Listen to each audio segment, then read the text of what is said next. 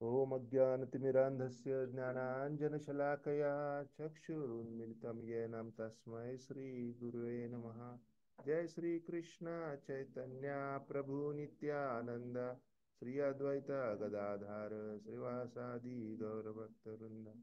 हरे कृष्णा कृष्णा कृष्णा हरे हरे, हरे राम हरे राम, राम राम हरे हरे।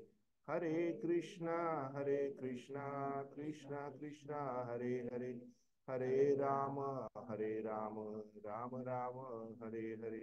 हरे कृष्णा कृष्णा कृष्णा हरे हरे, हरे राम राम राम हरे हरे।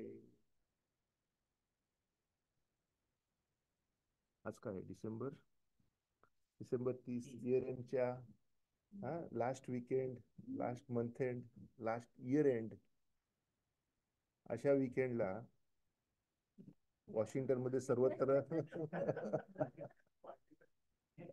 सगळं जग पार्टी हाणतंय. आणि तिकडे विविध प्रकारची रोषणाई केलेली आहे वॉशिंग्टन मध्ये, आणि सिनिक रोषणाई आहे. 90% of it is free. So तरी देखील सगळेजण इथे क्लासला आले. म्हणजे तुम्हाला सगळ्यांचं कौतुक करावं तेवढं कमीच आहे. आज बायकोने मला चॅलेंज केलं, म्हणजे चला आपण लाईट्स बघायला जाऊया. म्हटलं आपण हृदयातल्या ज्योती जागूया. म्हणे एक विद्यार्थी नसणार आहे, असेच फिरून परत या. तर म्हटलं की जाऊन बघतो.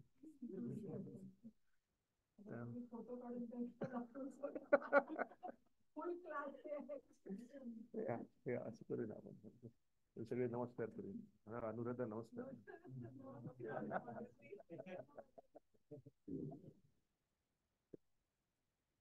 तो सगळ्यांचं कौतुक करावं तेवढं थोडंच आहे. म्हणजे छोट्याशा रूम मध्ये आपण हाऊसफुल आहोत.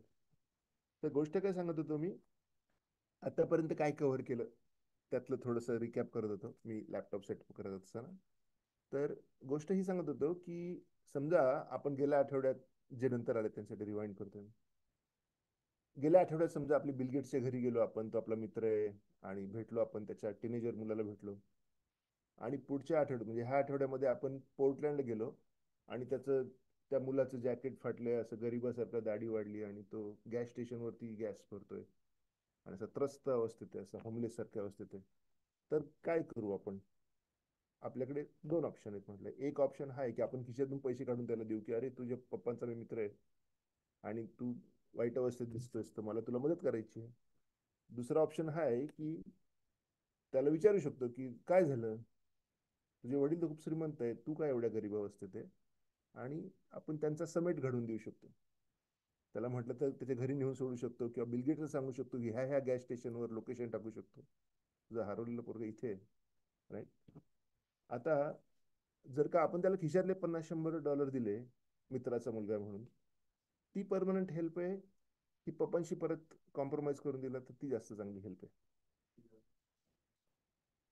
आणि आता पप्पांच्या पर्स्पेक्टिव्हने विचार करा, की त्यांचा मुलगा परत आणला म्हणून ते जास्त खुश होतील, की त्यांना पुढच्या वेळी भेटलं सांगितलं, भेटला होता तुमचा मुलगा होमलेस अवस्थेमध्ये, दिले आम्ही 100 डॉलर तर. काय, व्हॉट इज बेटर? हा, भेट घडवून देणं चांगलं, राईट. मग आता सगळ्यांचा जो ना, विठू माऊली तू माऊली जगाची, विठोबा आपला, त्याच्याकडे काय नाहीये?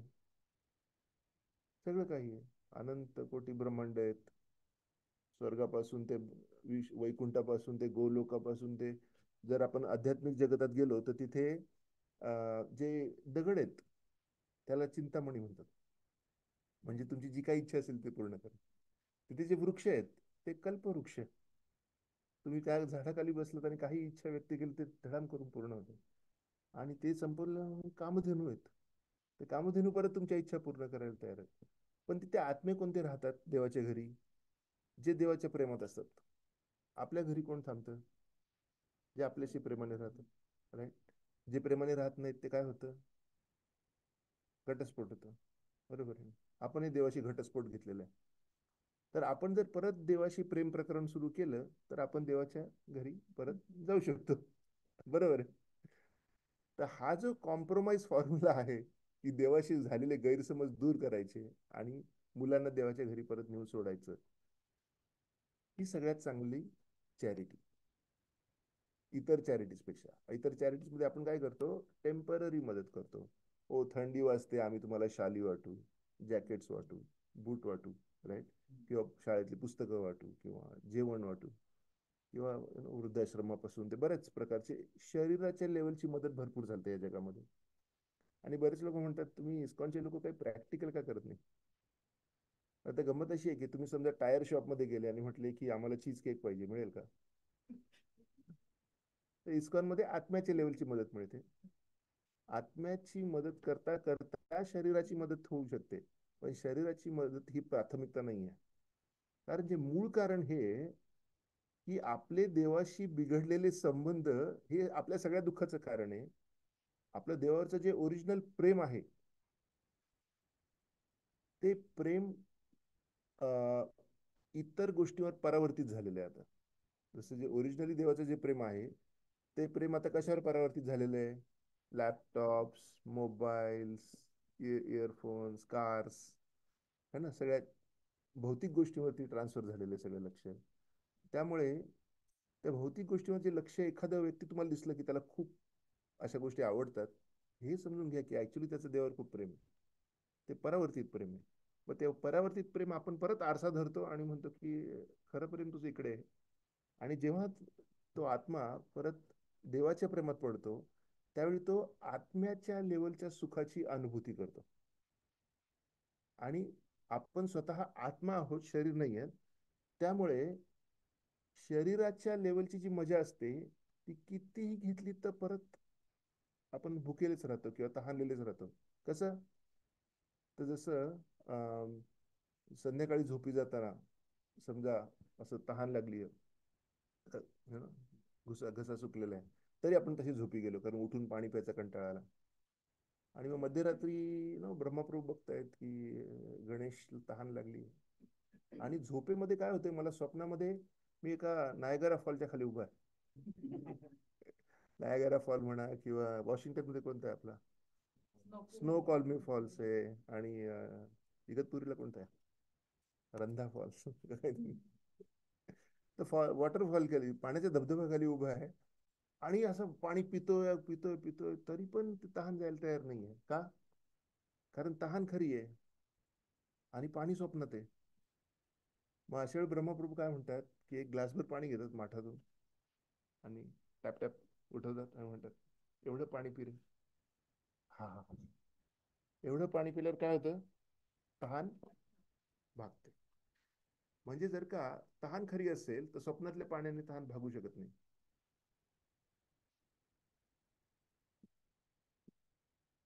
जाहिरात.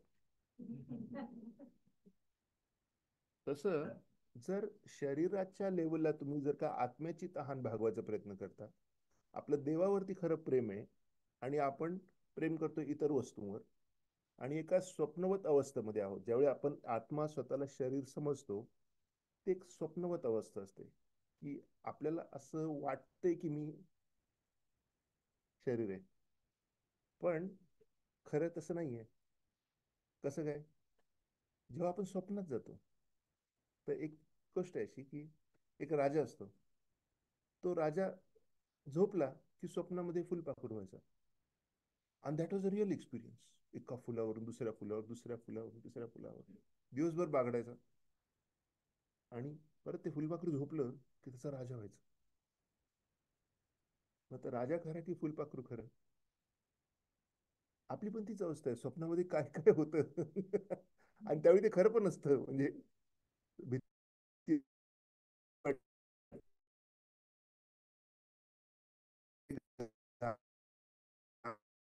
येतो, माणूस हादरून जातो. ही स्वप्न होतं. स्वतः विचार करतो की, आणि ह्या 50-100 वर्षात आपण म्हणतो हा माणूस गणेश आहे, त्याच्या मागच्या 50-100 वर्षात अजून काहीतरी स्वतःला समजत होतो. जर का काय म्हणतात त्याला, एक RPA प्रोसेस, कोणती hypno, past life regression. Past life regression प्रोसेसमध्ये, जी आमच्या भक्ती परंपरेत नाहीये, बाहेरचं आहे, ते तुम्ही अशी स्वप्नावत अवस्थेत तुम्हाला ते मागच्या जन्मात घेऊन जातात आणि you can ask a question in this life, माझा आणि ब्रह्मप्रभूंचा काय संबंध आहे. स्वप्न माहित नाही, 3 जन्मापूर्वी आम्ही कदाचित भावंड असू शकतो. Right? तर ते तुम्ही त्या एक्सपिरियन्स करता आणि परत येता, असं करू शकता. म्हणजे त्याच्यावरून हे लक्षात येतं की आपण हे शरीर नाहीच आहे, आणि आपण बरेच जन्म घेतलेले आहेत, आणि घेतोय, आणि घेत राहणार आहेत. आणि श्रीमद भागवतामध्ये काय सांगितले, आपण एकत्र कसे येतो, पाण्याच्या प्रवाहात जसे ओंडके जवळ येतात, किंवा वाऱ्याच्या वेगाने जसे ढग जवळ येतात, तसे आपणही एक फॅमिली, समाज म्हणून एकत्र येतो, आणि काळाच्या प्रवाहात वेगळं पण होतो. त्यामुळे आजूबाजूच्या गोष्टी किती सिरियसली घ्यायच्या त्या आपल्यावर. प्रवास ऍक्च्युली फक्त आपला एकट्याच आहे, आणि आपला तो कर्माचा प्रवास आहे. त्यामुळे जोपर्यंत कर्मा पॅकेज मॅच होतंय तोपर्यंत आपण एकत्र आहोत. ते कर्मा पॅकेज संपलं एकाच कोणाचं तरी, की ते तिथून वाटा फुटतात वेगळ्या, आपण वेगळे होतो. ज्या अर्थी आपण एकत्र आलोय त्याच अर्थी आपण सेपरेट होणार. आपली जी पहिली भेट झाली होती, त्या पहिल्या भेटीमध्येच आपली म्हणजे वियोग हा गॅरंटेड आहे. Very fact we are born we will die. जन्मलो म्हणजेच मरणार आहे, भेटलो म्हणजेच आपण वेगळे होणार आहोत. त्यामुळे जेव्हा आपण असा विचार करतो की नाही हे असंच राहणार आहे ऑल टाइम, तर ते सगळ्यात मोठं स्वप्न आहे की हे ऑल टाइम असंच राहणार आहे. आता मुलं लहान असतात तेव्हा म्हणतो वा वा किटी किटी किटी किटी, हे असंच राहणार नाही. ते 17 वर्षाचे होतात आणि आपल्याला शिव्या द्यायला सुरुवात करतात की ना तुम्हाला काही कळत नाही, जग कुठे चाललंय, तुम्ही कुठे चालले, वगैरे वगैरे. पण ते याचं डायपर साफ करत होतो काय करू. तर गंमत अशी आहे की मुळात आपली देवाशी जे झालं म्हणजे संबंध बिघडलेले आहेत, ते संबंध आपण परत रिपेअर करायचा प्रयत्न करतोय. आणि तुम्ही म्हणाल हे फक्त मानव जातीसाठी असेल. आधी तर हिंदू धर्मात आधी लोक समजायचे हे फक्त ब्राह्मण कुटुंबासाठी आहे, अध्यात्म वगैरे सगळं बाकीच्यांनी असं बाकीचे काम करा. पण इस्कॉनच्या म्हणजे वैष्णव परंपरेमध्ये असं आहे की हे सगळ्या मानव जातीसाठी आहे. पण फक्त मानव जातीसाठी लिमिटेड नाही. मानव जातीच्या पलीकडे जर का तुम्ही बागेमध्ये जर का तुमच्या देवाचं नाव घेत फिरत असाल, तर ते जे गवत आहे, झाड आहेत, पशु पक्षी आहेत, सगळ्यांचा फायदा होतो. त्या सगळ्यांचं सुरू होतं. त्यानंतर तुम्ही बघितलं असेल की देवाच्या मंदिरात खूप फुलं अर्पण केले जातात. एक कोणतंही झाड त्याचं एक जरी फुल देवापर्यंत पोहोचलं, त्या झाडाला पुढचा मनुष्यजन्म प्राप्त झाला. त्यानंतर तुम्ही डिसेंबर महिन्यात बघत असाल की इस्कॉनचे लोक असे काहीतरी भ्रमित झाल्यासारखे रस्त्यावर फिरत असतात, पुस्तकं घ्या, पुस्तकं घ्या, पुस्तकं घ्या. हा, माझी बहीण त्यांना म्हणते हरे आतंकवादी. कारण ते असे चाललं असेल माणूस ते रस्ता वाकडा करून त्याच्या समोर थांबून म्हणणार लेताय क्या. तर ते का, कारण जर का आध्यात्मिक पुस्तक कोणी प्रेमाने हातामध्ये जर रोहून पुस्तक प्रेमाने हातात धरलं रे, फक्त पुस्तक प्रेमात हातात जरी घेतलं तर पुढचा मनुष्य जन्म गॅरंटेड मिळतो. आता हा काय प्रकार आहे, पुढचा मनुष्य जन्म गॅरंटेड मिळतो. What are the alternative? Alternative हा आहे की आपण जेवढ्या वेळा क्रॅप्स खाल्ले तेवढ्या वेळा आपण खेकडे होणार. जेवढा चिकन खाल्ले तेवढ्या आपल्याला चिकन व्हायचंय. जेवढ्या वेळा आपल्याला मटन खाल्लं तेवढ्या मटन व्हायचंय.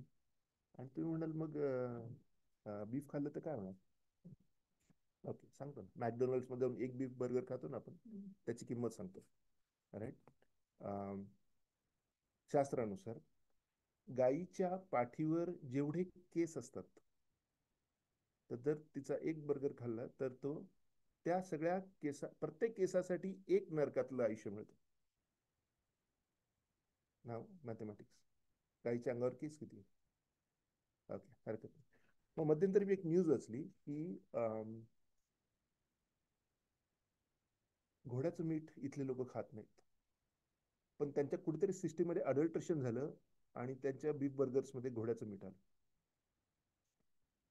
तर त्यावेळी ते कॅल्क्युलेशन आलं होतं की ती मॅन्युफॅक्चरिंग सिस्टीम इतकी इंडस्ट्रियलाइज्ड आहे की तुम्ही एक मॅकडोनाल्ड मध्ये जो बर्गर खाता त्यामध्ये साधारण 3600 गायींचं मीठ आलेलं असतं, मटन आलेलं असतं.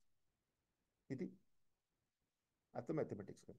3600 गायी गुणिले त्यांच्या अंगावरचे केस, तेवढ्या वेळा नरकातलं आयुष्य जगावं लागतं. चला मॅकडोनल्ड्स मध्ये जायचं. हा, पुढच्या वेळी एम दिसला की म्हणायचं मूर्ख. काय असं एम लिहिलं असतं तिथे, मूर्खाने तिकडे जा.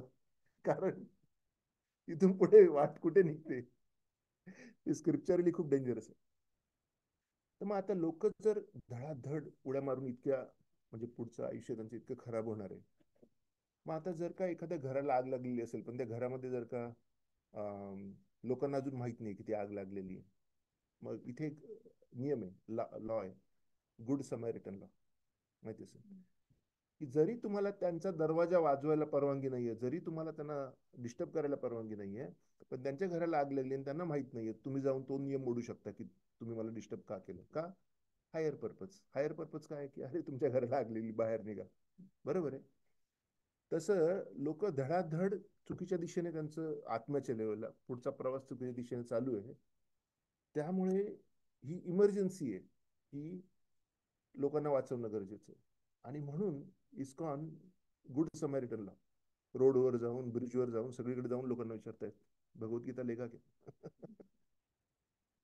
का पुढचा जन्म आयुष्य मिळेल, माणसाचं मिळेल. काय फायदा पुढचा जन्म आयुष्याचा मिळाला, तुम्हाला एक्सटेंडेड रनवे मिळाला. त्याच्या आधीचं जे डाऊन हिल सुरू होतं, प्राणी जन्म आणि नरक जन्म जे सुरू होतात, त्याच्या आधी तुम्हाला एक्सटेंडेड लाईफ मिळालं. एक्सटेंडेड लाईफ मिळालं, ह्युमन लाईफ. त्याचा उपयोग काय होऊ शकतो, कोणत्याही क्षणी आपण परत देवाच्या प्रेमात पडू शकतो ना, कधी पण प्रेमात पडू शकतो. मग ती संधी एक्सटेंड झाली आहे की आपण कोणत्याही क्षणी देवाच्या प्रेमात परत पडू शकतो. ती संधी एक्सटेंड होण्यासाठी extended human life is very valuable. आणि 84 लक्ष योनीत आपटून आपटून आल्यानंतर जी संधी मिळालेली आहे, त्यामुळे हा जन्म देखील जर आपण पूर्ण आयुष्य जगू शकलो तर ते खूप चांगलं आहे. म्हणून देवाने आयुर्वेदा दिलेलं आहे. आयुर्वेदा म्हणजे आयु काय, हा, जीवन, दीर्घ जीवन जगण्याचं कसं काय शास्त्र आहे ते देवाने का दिलंय. जास्त जगून तुम्ही जास्त पाप करून जास्त नरकात जाण्यासाठी नाहीये. मनुष्य जन्म असल्यामुळे तुम्ही कोणत्याही क्षणी परत देवाच्या प्रेमात पडू शकता. ही संधी मिळण्यासाठी आयुर्वेद. तर पुढच्या वेळी जेव्हा आपण आयुर्वेदिक डॉक्टरकडे जातो, तेव्हा हे लक्षात ठेवा की ते शास्त्रच देवाने ह्यासाठी दिलंय की ती आपल्याला परत प्रेमात पडायची संधी. का, कारण देव आपल्यापेक्षा जास्त उत्सुक आहे आपल्याला परत घेण्यासाठी. तशी एक गोष्ट आहे की एका गावामध्ये एक श्रीमंत माणूस होता आणि त्याचा मुलगा जसा 20 एक वर्षाचा झाला, तर तो म्हटला की बाबा, सगळेजण तुम्हालाच भाव देतात, सगळेजण तुमचीच प्रशंसा करतात, सगळेजण तुम्हालाच सलाम ठोकतात, माझं काय. म्हणू तेरा तो हुआ मेरा क्या. तर तेव्हा मग भाऊ म्हणे मग काय पाहिजे तुला. नाही म्हणे मला माझा वाट्याची संपत्ती द्या, मी वेगळा होतो आणि मला स्वतःच काहीतरी स्थापित करायचं, हम भी है कुछ. तर झालं. बाबा म्हटले प्लीज राहा इथे, मजेत आहे, सुखात आहेस, काही त्रास नाही आहे. फक्त मी आता जर का गावातला सगळ्यात मोठा जमीनदार आहे आणि सगळे मोठं कुटुंब माझं आहे, तर लोक मला मान देतात, त्यामुळे तुला एवढा त्रास नाही व्हायला पाहिजे. आणि मी ते रिप्लेस करू शकत नाही, मी सगळ्यांना असं नाही म्हणू शकत उद्यापासून ह्याला मान द्या रे, मला अपमान करा. राईट. कॉन्स्टिट्युशनली फॅक्च्युअल पोझिशन ही आहे की तू मुलगा आहेस, मी बाप आहे. म्हणून नाही, मग मला जायचं. ओके ठीक आहे. त्याला त्याचे $5 मिलियन बाप्पा सेपरेटली काढून देतात. गाव सोडतो, तो शहरात जातो. तुम्हाला माहिती आहे की दोन नियम पक्के आहेत. तुमच्याकडे जर पैसे भरपूर असतील तर मित्र खूप उगवतात, बरोबर आहे. आणि जर पैसे गेले तर तुम्हाला एक जादूची शक्ती मिळते. काय माहिती आहे का, तुम्ही अंतर्ध्यान पाहू शकता. कसं, तोच कालचा मित्र साईडने जात असतो, तुमच्याकडे बघत नाही तो. अंतर्धान पावले ना तुम्ही, कारण तर पैसा नाहीये, त्यामुळे त्यांना तुम्ही दिसत नाही, ते असे तुमच्या वरून बघत बघत पुढे जाऊ शकतात. तर तो गेला शहरामध्ये, भरपूर मित्र होते, एका वर्षात $5 मिलियन उडवले पार्ट्या करून करून. आणि मग आता लाज वाटते बाबांकडे परत जायची. मग काय करणार, नोकरी शोधा. नोकरी इकडे तिकडे शोधता शोधता शोधता शेवटी तो काय म्हणे की त्याला एक नोकरी मिळते. काय, एक मोठा धनगर असतो, त्या धनगराकडे हजारो मेंढ्या असतात. तो धनगर म्हणतो हा मी तुझ्या बापाला ओळखतो, मी तुला नोकरी देतो. काय नोकरी आहे, रोज सकाळी ह्या मेंढ्या खूप लेंड्या टाकतात, त्या सगळ्या लेंड्या साफ करायच्या, मी तुला जेवायला भाकरी देईल आणि अंगभर कपडे देईल. तो म्हणे आता बापाकडे जायला लाज वाटतो, मग काय करायचं, चला लेंड्या काढतोय. रोज लेंड्या काढता काढता शेवटी त्याला एक दिवस असं फील होतं की मी स्वतःहून बाबांना सांगून आलो बाहेर, गरज नव्हती. बाबा माझ्यावर प्रेम करतात आणि मी अजूनही परत गेलो तर ते मला स्वीकार करतील. तर मग बाबांना एक पत्र लिहितो की माझं चुकलं, मी परत येतोय. मला माफ करा. आणि बाबांना ते पत्र मिळतं. मग तो निघतो इथून आणि गावाच्या वेशीवर जातो. तर बाबा बाबाच्या वेशीवर येऊन वाट बघत बसलेले असतात येणार आहे. आणि असे भरपूर बैलगाड्या वगैरे जुंपून सगळे बँड बाजा वाजवून स्वागताची तयारी असते. तसं अं, आपण देवाकडे जायला एकदा तयार झालो की देव पण असा बँड बाजा लावून आपली वाट बघत असतो की आता कधी येणार आहे, कधी येणार आहे, कधी येणार आहे. आणि सगळ्या प्रकारचे जे आपले अडथळे असतात ते पण देव दूर करायला तयार आहेत. कोणत्या प्रमाणात? जेवढ्या प्रमाणात आपण सिन्सिअरिटी दाखवू. सिन्सिअरिटीला मराठीत काय म्हणू? प्रामाणिकपणा, ऑनेस्टी होते, सचोटी. खरोखर आतून जेवढं आपल्याला वाटेल की देवा मला तुझ्याकडे परत यायचंय, त्या त्या प्रमाणात देव मध्ये इंटरव्हेन्शन करून आपल्याला घेऊन जायला तयार आहे. आणि बऱ्याच संतांची उदाहरणं पण आहेत ह्या बाबतीत आपल्याकडे, स्पेशली महाराष्ट्रात. संत जनाबाईपासून ते संत तुकाराम महाराज, एकनाथ, सगळ्यां देवाने पर्सनल इंटरव्हेन्शन सगळ्यांच्या बाबतीत दिलं होतं की तुम्हाला माझ्याकडे यायचंय, मी मी तुमची काळजी घेईन. त्यामुळे हा आतापर्यंत जो DYS म्हणून सिरीज झाली होती त्याचा हा रिकॅप घेतला मी. माझ्यासाठी रिफ्रेशर 6 आठवडे बाहेर होतो. मैं कौन हूँ. आपण तर भगवद्गीता आता कंटिन्यू करूया. काही प्रश्न पुढे जायच्या आधी? एक संपूर्ण आपला देवापासून सेपरेट झाल्यानंतर परत देवाकडे परत जाण्यापर्यंतचा आपला जो सगळा इतिहास किंवा भविष्य आहे ते एका छोट्या उदाहरणात मी कव्हर करतो. आणि हे उदाहरण म्हणजे like one of my favourite. आपण एअरपोर्टला किंवा मॉलमध्ये जातो, तिथे आपण बघतो की 2-3 वर्षाचं मूल आहे, ते आईबाबांची करंगळी धरून चालत असतं. मध्येच त्याला असं वाटतं की धाडस करायची इच्छा होते. बोट सोडून देतो आणि पळत सुटला टिकी टिकी टिकी टिकी टिकी. आणि पुढे जाऊन घाबरतो की आता फार पुढे आलो का, आई बाबा अजूनही आहेत का. बघायला सुरुवात करतो, मागे वळतो, इकडे वळतो, तिकडे वळतो. आई वडील दिसतात, परत येतो आणि बोट पकडतो. बरोबर आहे. एक्झॅक्टली. एक आत्मा देवापासून वेगळा निघतो आणि परत जातो, त्याचा तो इतिहास. आणि आत्मा ऍक्च्युली असं पण म्हणतात की भौतिक विश्वात आत्मा कधीच येतच नाही. तो फक्त एक अनुभूती करतोय की भौतिक विश्वात आल्याची. ऍक्च्युली आध्यात्मिक जगतात बसूनच एका स्वप्नवत अवस्थेत मायेमध्ये जातो आत्मा. अनंत कोटी जन्म जगून पण येतो मायेमध्ये. आणि जेव्हा परत भानावर येतो त्यावेळी देव त्याच अवस्थेत परत वाट बघत असतो. जसं जर आपण देवाला एक रसगुल्ला खाऊ घालत असू, देव आ करून उभा असतो अजूनही की अरे काय कर, काय झालं, तू मायेमध्ये गेलास, मी जागेवर आहे. तर एवढं म्हणजे देवाला मिळवणं हे जनरली लोकांना असं वाटतं खूप कठीण आहे. बर्फामध्ये जाऊन तपश्चर्या करा, हिमालयात जाऊन तपश्चर्या करा, हे करा. काही करायची गरज नाही. आपल्याला फक्त देवाच्या प्रेमात पडायचंय का. देव शोधणं कठीण असेल, पण देवासाठी फार सोपं आहे आपल्याला शोधणं. आणि ते कधी देव आपल्याला शोधेल, ज्यावेळी आपण देवाच्या प्रेमात पडू. त्यावेळी आपण जिथे असू, जसे असू, तिथे देव आपल्याला उचलायला तयार आहे. आणि देव हा आपल्या हृदयातला परमात्मा म्हणून सगळ्या आयुष्यामध्ये आपल्या बरोबर असतो. तर आपण जरी एखादा प्राणी झालो, जरी आपण बेडूक झालो, जरी कीटक झालो, जरी मच्छर झालो, जरी मच्छराच्या विष्ठेतला जंतू झालो, तरी आपल्या हृदयामध्ये परमात्मा आहे आणि तो आपल्याला सोडत नाही. तुम्ही विचार करा. इव्हन जनरल फॅमिली मेंबर्स जे असतात, कुटुंबीय असतात, ते एकमेकांना त्याग करू शकतात जर वागणं त्यांच्या रेंजमध्ये नसेल तर. विविध प्रकारे आई वडिलांसाठी वृद्धाश्रम आहेत, लहान मुलांसाठी ते काय असतं ते निराधार केंद्र काय असतात मुलांचं, अनाथाश्रम आहेत. म्हणजेच काय, कोणीतरी कोणाचा तरी त्याग केलाय. बरोबर आहे. घटस्फोटाचे कोर्ट्स आहेत, म्हणजे नवरा बायको पण एकमेकांचा त्याग करतात. म्हणजे प्रत्येक प्रकारच्या नात्यामध्ये तुम्हाला असं दिसतं की एका रेंजच्या बाहेर जर बिहेवियर गेलं किंवा परिस्थिती गेली तर ते नातं तुटू शकतं. पण आपलं देवाशी नातं कधीच तुटू शकत नाही. का? कारण देव आपल्याला सोडत नाही. कसं सोडत नाही? तो हृदयात बसून राहतो आणि वाट बघत असतो आपल्या हृदयामध्ये कधीतरी इच्छा उत्पन्न होईल की मला परत जायचं. आणि त्या इच्छेची वाट बघत देव अनंत कोटी जन्म आपल्या इच्छेचा मान ठेवत की आपल्याला त्याच्यापासून लांब राहायचंय, आपल्या इच्छेचा मान ठेवत वाट बघत असतो की कधीतरी युटर्न मारायचं वाटेल.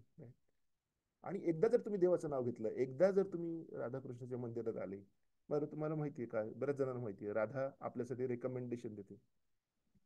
कृष्णा तुझा मुलगा परत आलेला आहे, घेऊन टाक म्हणून. कृष्णा लबाड आहे. तो म्हणतो, तुला माहितीये का राधे, या आत्म्याने किती पाप केले? आणि मग राधाराणी, ते पाप काय असतं?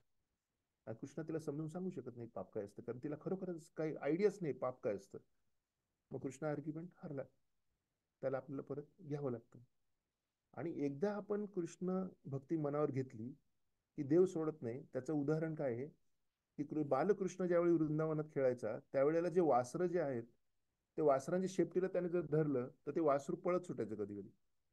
आणि कृष्ण ते वासराची शेपटी सोडायचं नाही, आणि सगळं जे पाण्याचे डबके इकडे तिकडे फरफटत फरफटत फरफटत जाऊन परत यायचं, तरी पण ते वासराची शेपटी सोडायचं नाही.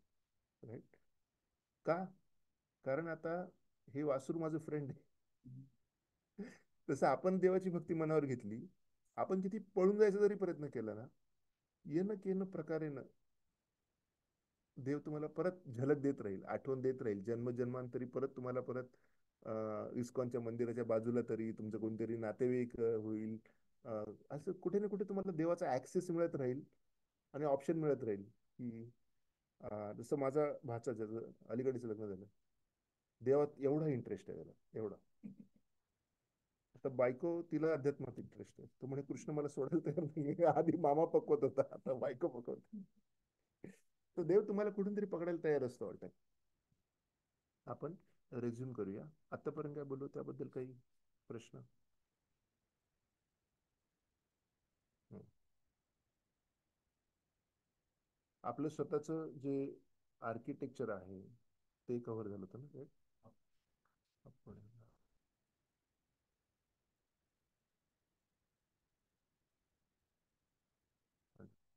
ओके. त्यामध्ये आपलं भौतिक शरीर कशापासून तयार झालेलं आहे? अर्थ, वॉटर, फायर, एअर, इथर. इथर म्हणजे काय? स्पेस. एअर म्हणजे हवा. फायर म्हणजे आग, पाणी. आणि भूमी. भूमी, आपो, नलो, वायू. आणि ते भौतिक शरीराच्या आतमध्ये काय आहे? मन, बुद्धी आणि अहंकार. अहंकार काय आहे? आत्मा स्वतःला शरीर समजतो, हा अहंकार आहे. आणि इंटेलिजन्स म्हणजे काय? चांगलं आणि वाईट ह्यातला भेदभाव करण्याची जी बुद्धी आहे, ते इंटेलिजन्स आहे. मन काय आहे? सॉफ्टवेअर इंजिनियर्स कोण आहे तिथे? सो डेटाबेस नावाचा काय प्रकार आहे? हा. मग डेटा फास्ट रिट्रीव्ह करायसाठी काय करतात? इंडेक्सेस वगैरे करतात, बरोबर? फास्ट रिट्रीव्हल साठी. तर मन जे आहे ते सगळ्या जगातला पॉवरफुल डेटाबेस आहे की ज्याच्यामध्ये का पडून गेलं, कुठे पडून गेलं? हा, okay.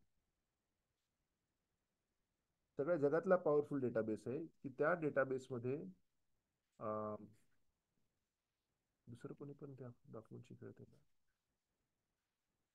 असा डेटाबेस की ज्याच्यामध्ये अनंत कोटी जन्मापासूनच्या इच्छा साठवण्यात आलेल्या आहेत. आणि इच्छा साठवलेल्या आहेत की भविष्यामध्ये आपल्याला काय पाहिजे त्याच्या. आणि अनंत कोटी अं, जन्मा इच्छा पण आहेत आणि अनुभव पण आहेत. अनंत कोटी जन्माचे अनुभव आणि पुढच्या अनंत कोटी जन्मात आपल्याला जे एक्सपिरियन्स करायचे त्या सगळ्या इच्छा. त्यामुळे समजा तुम्ही कारमध्ये चालला असाल आणि तुम्ही रस्त्याच्या साईडला एक पेस्ट्रीचं दुकान आहे, तुमच्या मनात इच्छा आली की मला पेस्ट्री खायची. एक इच्छा रेकॉर्ड होते ना, first in first out, first in last out. तर ती इच्छा रेकॉर्ड झाली. आता ती इच्छा पूर्ण करायला तुम्हाला ह्या जन्मात संधी मिळू शकेल, आणि नाही मिळाली तर पुढच्या जन्मात मिळू शकेल. It all depend. समजा ह्या लाईफचं कर्मा पॅकेज असं आहे की तुम्हाला एक सामान्य आयुष्य जगायचं आहे, आणि तुम्हाला जर राजभवन मध्ये राहायचं असेल, गव्हर्नर्स हाऊस मध्ये राहायचं असेल, तर जर का कर्मा पॅकेज मध्ये ह्या लाईफचे सेट होत असेल तर ह्या आयुष्यात पण तुम्ही गव्हर्नर होऊ शकता, जसा आर्नॉल्ड झाला. पण जर का तुमच्या कर्मा पॅकेज मध्ये ते फिट होत नसेल, तर मग काय होईल? पुढच्या जन्मी तुम्ही गव्हर्नर्स हाऊस मधला उंदीर होऊ शकता. मग उंदीर काय आहे, रात्री असा बाहेर निघतो आणि त्याला असं वाटतं हे सगळं माझं आहे म्हणून. राईट? लोक लॉन मेंटेन करतायत वगैरे, सगळ्यांना ब्लेसिंग देतो की म्हणजे सगळं बरोबर आहे. तर तुमची इच्छा पूर्ण होईल. ती कशा प्रकारे पूर्ण होईल दॅट डिपेंड्स ऑन तुमच्याकडे बजेट किती. फ्लाय करता तुम्ही इंडियाला, first class, second class, third class, ते तुमच्या बजेटवर आहे ना. तसं तुमच्या इच्छा पूर्ण होतील, त्या first class, second class, third class पद्धतीने पूर्ण होतील तर तुमच्या कर्मावर आहे. त्यामुळे इच्छा आणि शक्ती हे लक्षात घ्या की इच्छा आणि शक्तीचं कॉम्बिनेशन तुमचं फ्युचर. सगळ्यात छान इच्छा काय आहे की देवा मला तुझ्या प्रेमात पडायचंय, मला तुझी भक्ती करायची आहे आणि ठेविले अनंत तैसीच राहावे. देवा तू जे मला देशील ते मला मान्य आहे. मग आपला ह्या जगातला प्रोजेक्ट संपायची दिशा सुरू होते की ओके, ह्याला इथे काही इच्छा नाहीये आणि तिकडे परत येण्याची इच्छा आहे. मग देव त्याप्रमाणे ऍक्टिव्हेट करतो. देव परीक्षा पण देऊ शकतो. जसं ते विश्वामित्र मुनींनी 60 वर्ष तपश्चर्या केली, कोणी अप्सरा आली, परीक्षा दिली, फेल. राईट. पहिल्यांदा ते प्रेमात पडले, लग्न केलं, मुलं झाली. मुलं झाल्यावर त्यांना भानावर आले आणि त्यांनी परत तपश्चर्या सुरू केली. दुसऱ्यांदा परत अप्सरा आली. दुसऱ्यांदा ते त्यांना फक्त छुम छुम छुम आवाज ऐकू आला. त्यांना आठवलं मागच्या वेळी मी कसं अडकलो होतो. ते रागवले, शाप दिला, तिला जाळून टाकलं शक्तीने. रागवल्यामुळे परत त्यांची तपश्चर्या झिरो झाली. म्हणजे जे काय पुण्य कमवलं होतं एकदा झिरो झालं, दुसऱ्यांदा झिरो झालं. यातून शिकायची ही गोष्ट आहे की डोंट गिव्ह अप. त्यानंतर त्यांनी बरेच हाल काढले आणि परत मग नंतर त्यांना प्रभू रामचंद्रांचा सहवास मिळाला. झालं कल्याण. तर अध्यात्मामध्ये जरी आपल्याला असं वाटलं की आपल्याला पराभव पत्करावा लागतोय, महत्वाची गोष्ट आहे की डोंट गिव्ह अप. ठेविली आनंद तशीच राहावी, गेम चालू ठेवायचा. देव पण थोडी परीक्षा बघतो बघतो आणि घेऊन येतो. काही प्रॉब्लेम. कारण त्याला इनसिन्सिअर सोल्स नको आहेत, नवटंकी नको आहे. कारण आध्यात्मिक जगतामध्ये काय आहे तुमच्याकडे? हा, कामधेनू, कल्पतरू, हा, चिंतामणी. एक बिघडलेला आत्मा तिकडे गेला तर काय करेल? विचार करा. विचार करा, बिन लादेन तिकडे गेला. राईट. त्यामुळे महत्वाची गोष्ट ही आहे की तिथे जाण्यासाठी आपण एवढे शुद्ध पाहिजेत की आपल्याला खरोखरच नैसर्गिक प्रकारे देवाच्या प्रेमाची इच्छा पाहिजे. आणि त्या प्रेमाची इच्छा असल्यामुळे आपण त्या मिळणाऱ्या फॅसिलिटीजचा किंवा त्या चिंतामणी वगैरे त्या सगळ्यांचा उपयोग पण आपण आपले देवाबरोबरचे संबंध आणखी चांगले करण्यासाठी करतो. त्या मला देवाला श्रीखंड खाऊ घालायचं, मला देवाशी खेळायचं, म्हणजे जे काय असेल. पण आपण त्याचा गैरवापर करत नाही. एवढे जेव्हा आपण शुद्ध होऊ त्यावेळी. आणि मग आत्म्याच्या स्वरूपात तुम्हाला जन्म, मृत्यू, जरा, व्याधी 4 गोष्टींचा प्रॉब्लेम नाही. जन्म घ्यावा लागत नाही कारण ते इटर्नल लाईफ आहे. मृत्यूचा प्रश्न येत नाही कारण ते इटर्नल लाईफ आहे. तुम्ही तिथे म्हातारे पण होत नाही आणि तिथे आजारी पण पडत नाही. आणि आनंदम बुद्धिवर्धनम, तुमचा आनंद कायम वाढत्या अंगाला असतो. हा. आणि every step is a dance, every talk is a song. एवढ्या सगळ्या आनंदाचा हा जो आनंद आहे तो आपला जन्म सिद्ध अधिकार आहे. टिळक म्हटले होते ना, स्वातंत्र्य हा माझा जन्मसिद्ध अधिकार आहे. तसं आध्यात्मिक जगतात परत जाणं, आपल्या इटर्नल लाईफमध्ये आणि देवाच्या सहवासात राहणं आणि इथल्या त्रासापासून मुक्तता मिळवणं हा आपला जन्मसिद्ध अधिकार आहे. स्पेशली जर मानवी जन्मात आपण जन्मलेलो आहे, स्पेशली जर आपल्याला कृष्ण हे कोण आहे माहिती आहे, आणि स्पेशल जर आपल्याला भक्ती मार्गाचं सिस्टमॅटिक गायडन्स जर अवेलेबल आहे, तर आपला जन्मसिद्ध अधिकार मिळवण्याची वेळ पण खूप जवळ आलेली. एका आयुष्यात आपण परत जाऊ शकतो. एवढी पॉवर ह्या प्रोसेसमध्ये आहे. त्यामुळे आता प्रश्न एवढाच आहे की ना, हातोडा आहे, खिळा आहे, मारायचं की नाही मारायचं तो आपल्यावर आहे. ठीक आहे. आता काही प्रश्न आतापर्यंतच्या चर्चेमध्ये?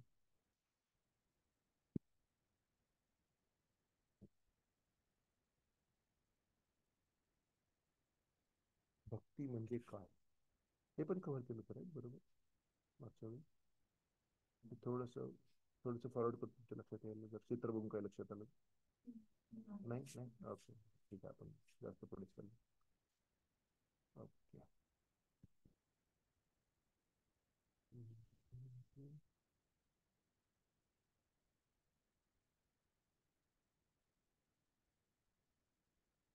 दिसतंय का वाचण्यासारखं दिसतंय?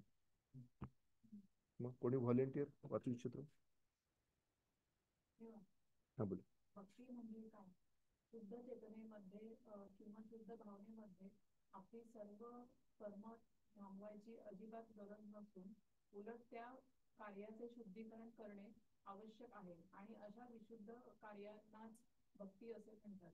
भक्तियुक्त कर्म सर्वसाधारण कर्माप्रमाणेच दिसतात, पण खऱ्या अर्थाने ती दोषपूर्ण नसतात. एखाद्या अज्ञानी मनुष्याला वाटेल की भक्त सामान्य मनुष्याप्रमाणे कार्य करीत आहे, पण अशा अल्पबुद्धी मनुष्याला माहीत नसते की भक्त आणि भगवंताची कार्य ही अशुद्ध चेतनेमुळे किंवा जड पदार्थामुळे प्रदूषित झालेली नसतात. भक्त आणि भगवंत त्रिगुणातीत आहेत, परंतु आपण जाणले पाहिजे की सद्यस्थितीत आपली चेतना दूषित झाली आहे. मराठीमध्ये थोडं हेवी वाटतं. शुद्ध मराठीची सवय नाही राहिली. तर मुद्दा हा आहे की त्रिगुणातीत म्हणजे काय, कोणी सांगू शकेल?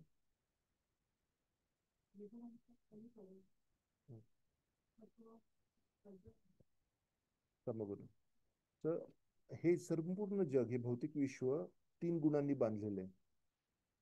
आणि त्यामुळे जेव्हा आपण म्हणतो 3 गुणांच्या पलीकडे, म्हणजेच ते आध्यात्मिक आहे. सत्वगुण म्हणजे काय, की जे सुखी राहतात, जीवावर जिनेतो. सकाळी लवकर उठा, दूध प्या, पुस्तकं वाचा, कविता रचा. आणि रजगुण म्हणजे मला पैसा आणि ताकद कमवायची आहे. आणि तमगुण म्हणजे काय, हू केअर्स. पहिली कंपनी आम्ही जॉईन केली, त्यामध्ये अप्रेझल मध्ये रेटिंग असायची. Consistently exceeding, consistently meeting, not meeting, और डज नॉट. शेवटचं होतं DNM, डज नॉट मीट. आम्ही ते ट्रान्सलेट केलं होतं डज नॉट मॅटर. परीक्षेच्या वेळी टेन्शन कोणाला असतं? टॉपर्सला टेन्शन नसतं, ड्रॉपर्सला टेन्शन नसतं, मधले टेन्शन मध्ये. तसं ह्या जगात जे शुद्ध भक्त आहेत, ते देवाच्या एवढ्या प्रेमात असतात की आजूबाजूला काय होतं त्यांना फरक पण पडत नाही. आणि जे लोक असतात ज्यांचा देवावर विश्वासच नाहीये, त्यांनाही काही फरक पडत नसतो. हे मधले आपण त्याच्यामध्ये काही चुकीचं नको करायला.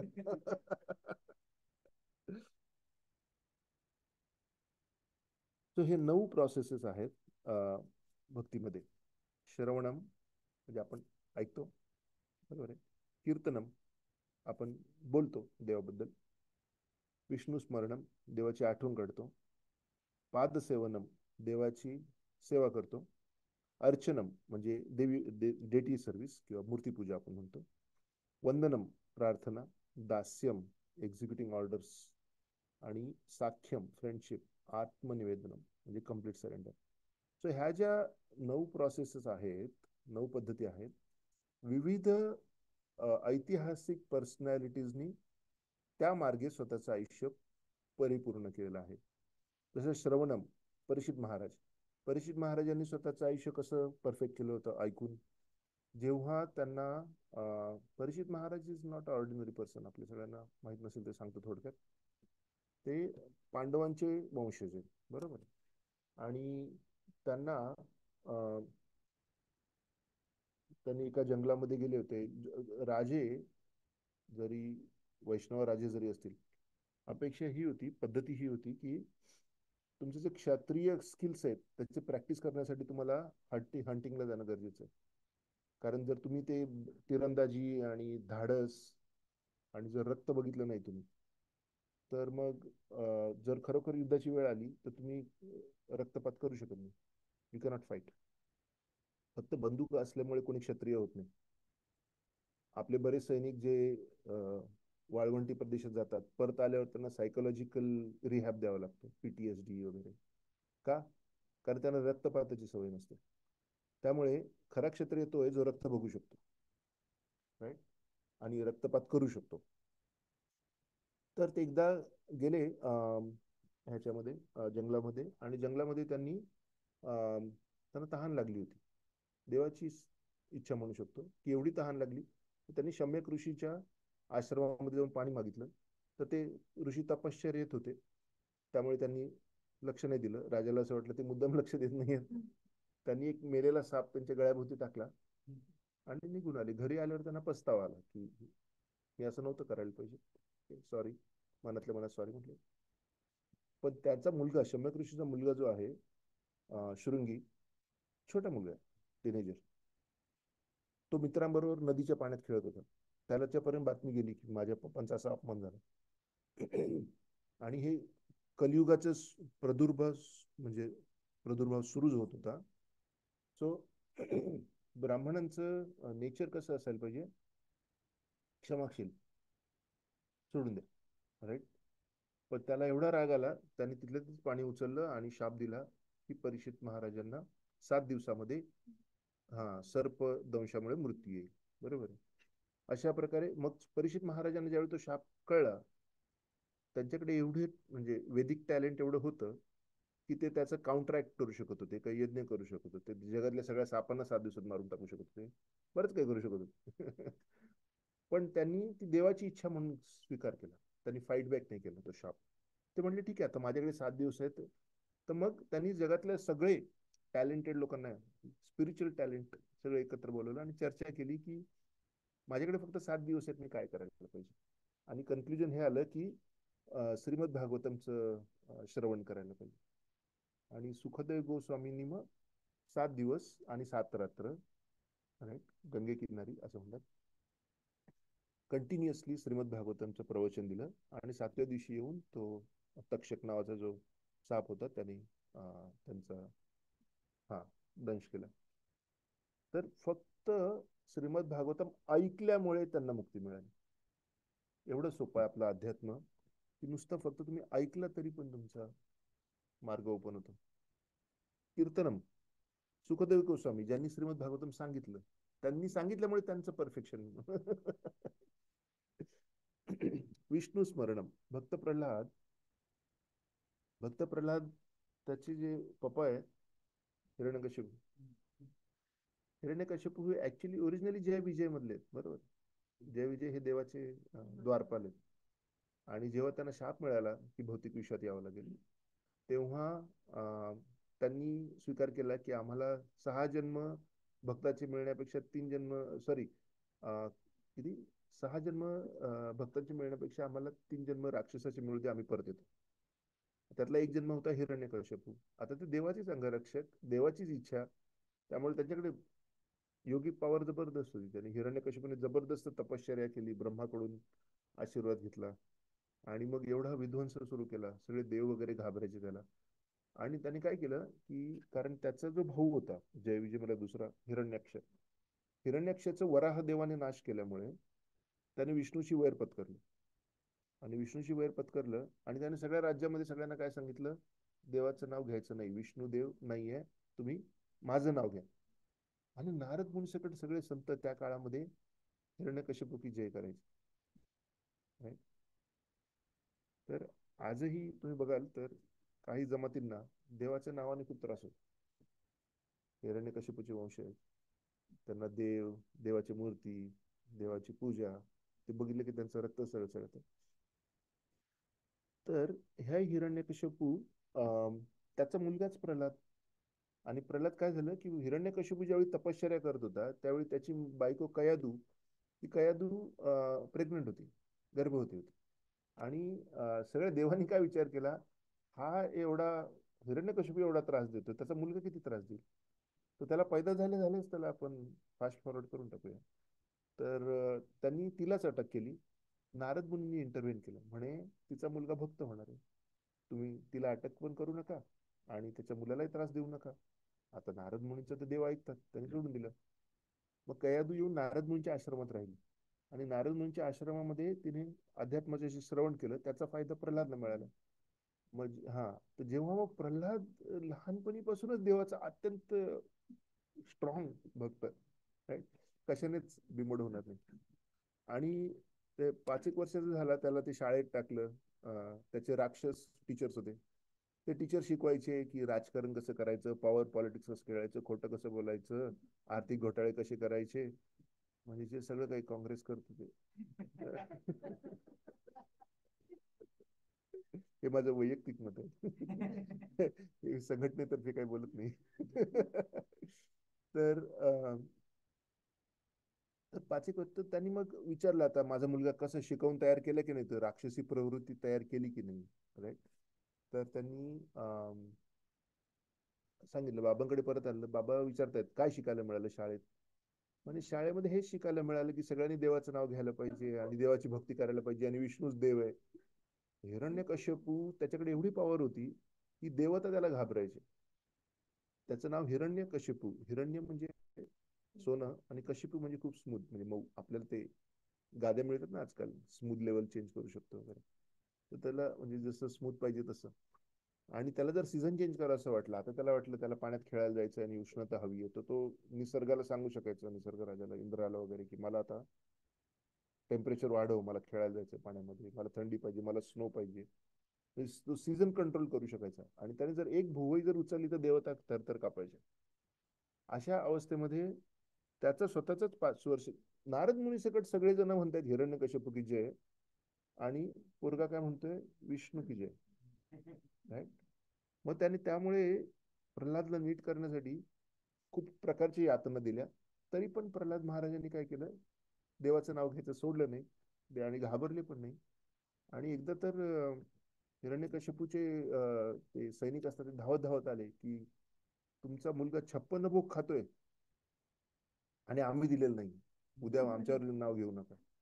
हिरण्यकश्यप धावत धावत आला, काय झालं तर झालं काय होतं की त्याला अन्न दिलं नव्हतं त्रास देण्यासाठी. तर लक्ष्मी मातेने नारायणाला सांगितलं की तुमचं भक्त आज हे उपाशी आहे.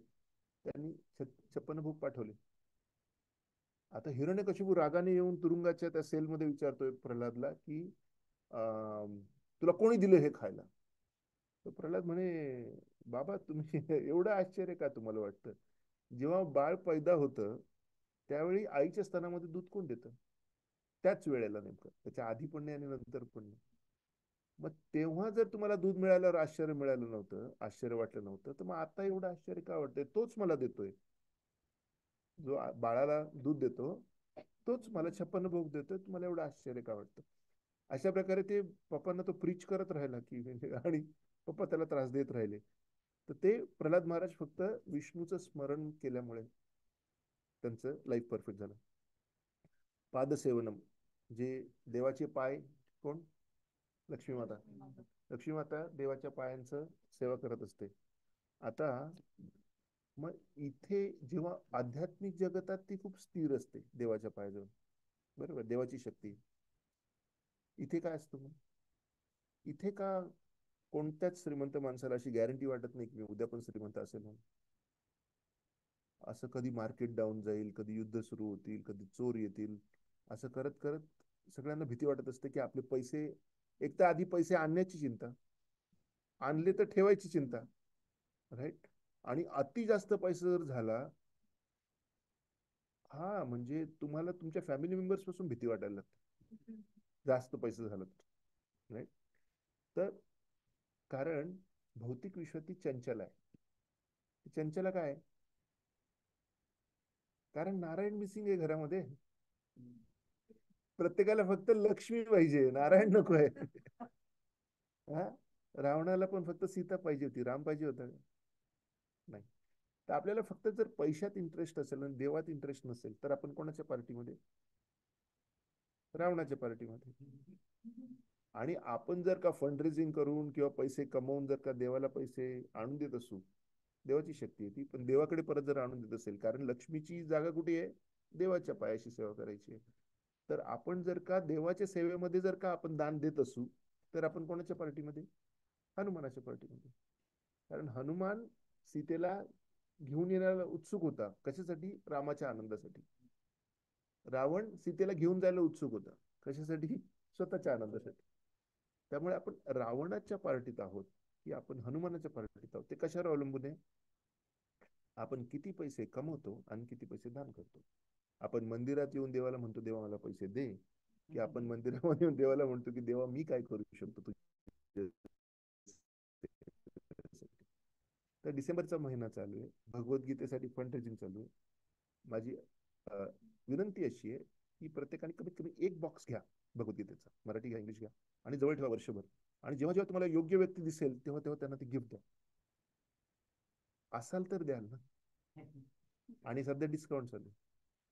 आणि तुम्हाला जर इच्छा असेल तर मला सांगा, ऍज अ ग्रुप आपण ऍटलिस्ट नॉट हिज, हा मराठी ग्रुप आहे, दुसरा इंग्लिश ग्रुप आहे, अमंग दॅट एक 25 एक बॉक्सेस आपण टार्गेट करू शकतो. जे कमी पडतील तेवढे मी कव्हर करेल. पण एक भगवद्गीतेचा बॉक्स घरी पाहिजे, जो आपण कोणाचा वाढदिवस आहे, कोणा हितचिंतक आहेत, कोणाचं काही हे आहे, तर त्यांना एक भगवद्गीता देऊ शकलो, तर ते बिल गेट्सशी कनेक्शन करून दिलं असं पाहिजे, त्या मुलाचं आणि बिल गेट्सचं. आपण एरवी त्यांना अमेझॉनचे कार्ड देऊ, काय देऊ, काही त्याचा उपयोग नाही. कालाच्या गतीमध्ये सगळे जाणार आहेत. पण ही एक भेट अशी आहे की ती त्यांना कायमची वाचवू शकते. आणि वाचाल तर वाचाल, तर भगवद्गीता वाचली तर त्यांचाही फायदा होईल. तुम्ही भगवद्गीतेचं एक पुस्तक दिल्यामुळे जर का कोणी शुद्ध भक्त झाला आणि त्यांना जर मुक्ती मिळाली, इथे तुम्ही जरी देवाचा कंटाळा केलेला असेल तरी पण तुमची मुक्ती गॅरंटेड झाली. हा फायदा आहे. बुक डिस्ट्रीब्युशनचा फायदा हा आहे की प्रभुवत म्हटले की तुम्ही 15 मिनिटात लोकांना काय समजून सांगू. तुम्ही जर भगवद्गीता दिली तर आता मी त्यांना आयुष्यभर समजून सांगू शकतो की अध्यात्म कसं करायचं. ब्रह्मदेश सांगितलेलं असेल मी गोष्ट तुम्हाला. अख्खा ब्रह्मदेश भगवद्गीतेचा जबरदस्त प्रसार कसा झाला. एक भगवद्गीता कोणीतरी 50 वर्षापूर्वी दिलेली होती, जी चुकून एका माणसाच्या घरी गेली, तिथून ब्रह्मदेश अख्खा पेटला. रशिया, एक त्या मंदाकिनी माताजींनी एक पुस्तकांची कॉपी नेली रशियामध्ये, तिथून अख्खा रशिया पेटला. त्या पुस्तकांची ही पॉवर आहे. जेव्हा काही अं, राक्षसी प्रवृत्तीचे लोक जेव्हा जिंकतात युद्धांमध्ये, त्यावेळी ते पहिले समोरच्या लोकांच्या पुस्तकांचा नाश करतात. ते तुम्हाला माहितीच. नालंदा, मेनका, मेनका नाही, नालंदा आणि दुसरं कोणतं, ते विद्यालय जे पेटवण्यात आले होते पाटलीपुत्रचे, तर ते त्या विद्यालयांचा का नाश करतात. कारण हा त्यामध्ये ज्ञान आहे. त्यामुळे जर असं तुम्हाला वाटत असेल की हिंदू धर्माचा पुढे जाऊन नाश व्हायची दिशा आहे, तुम्ही जेवढे पुस्तकं पेरून ठेवाल ना, उद्या मंदिराचा पण लोक नाश करू शकतात.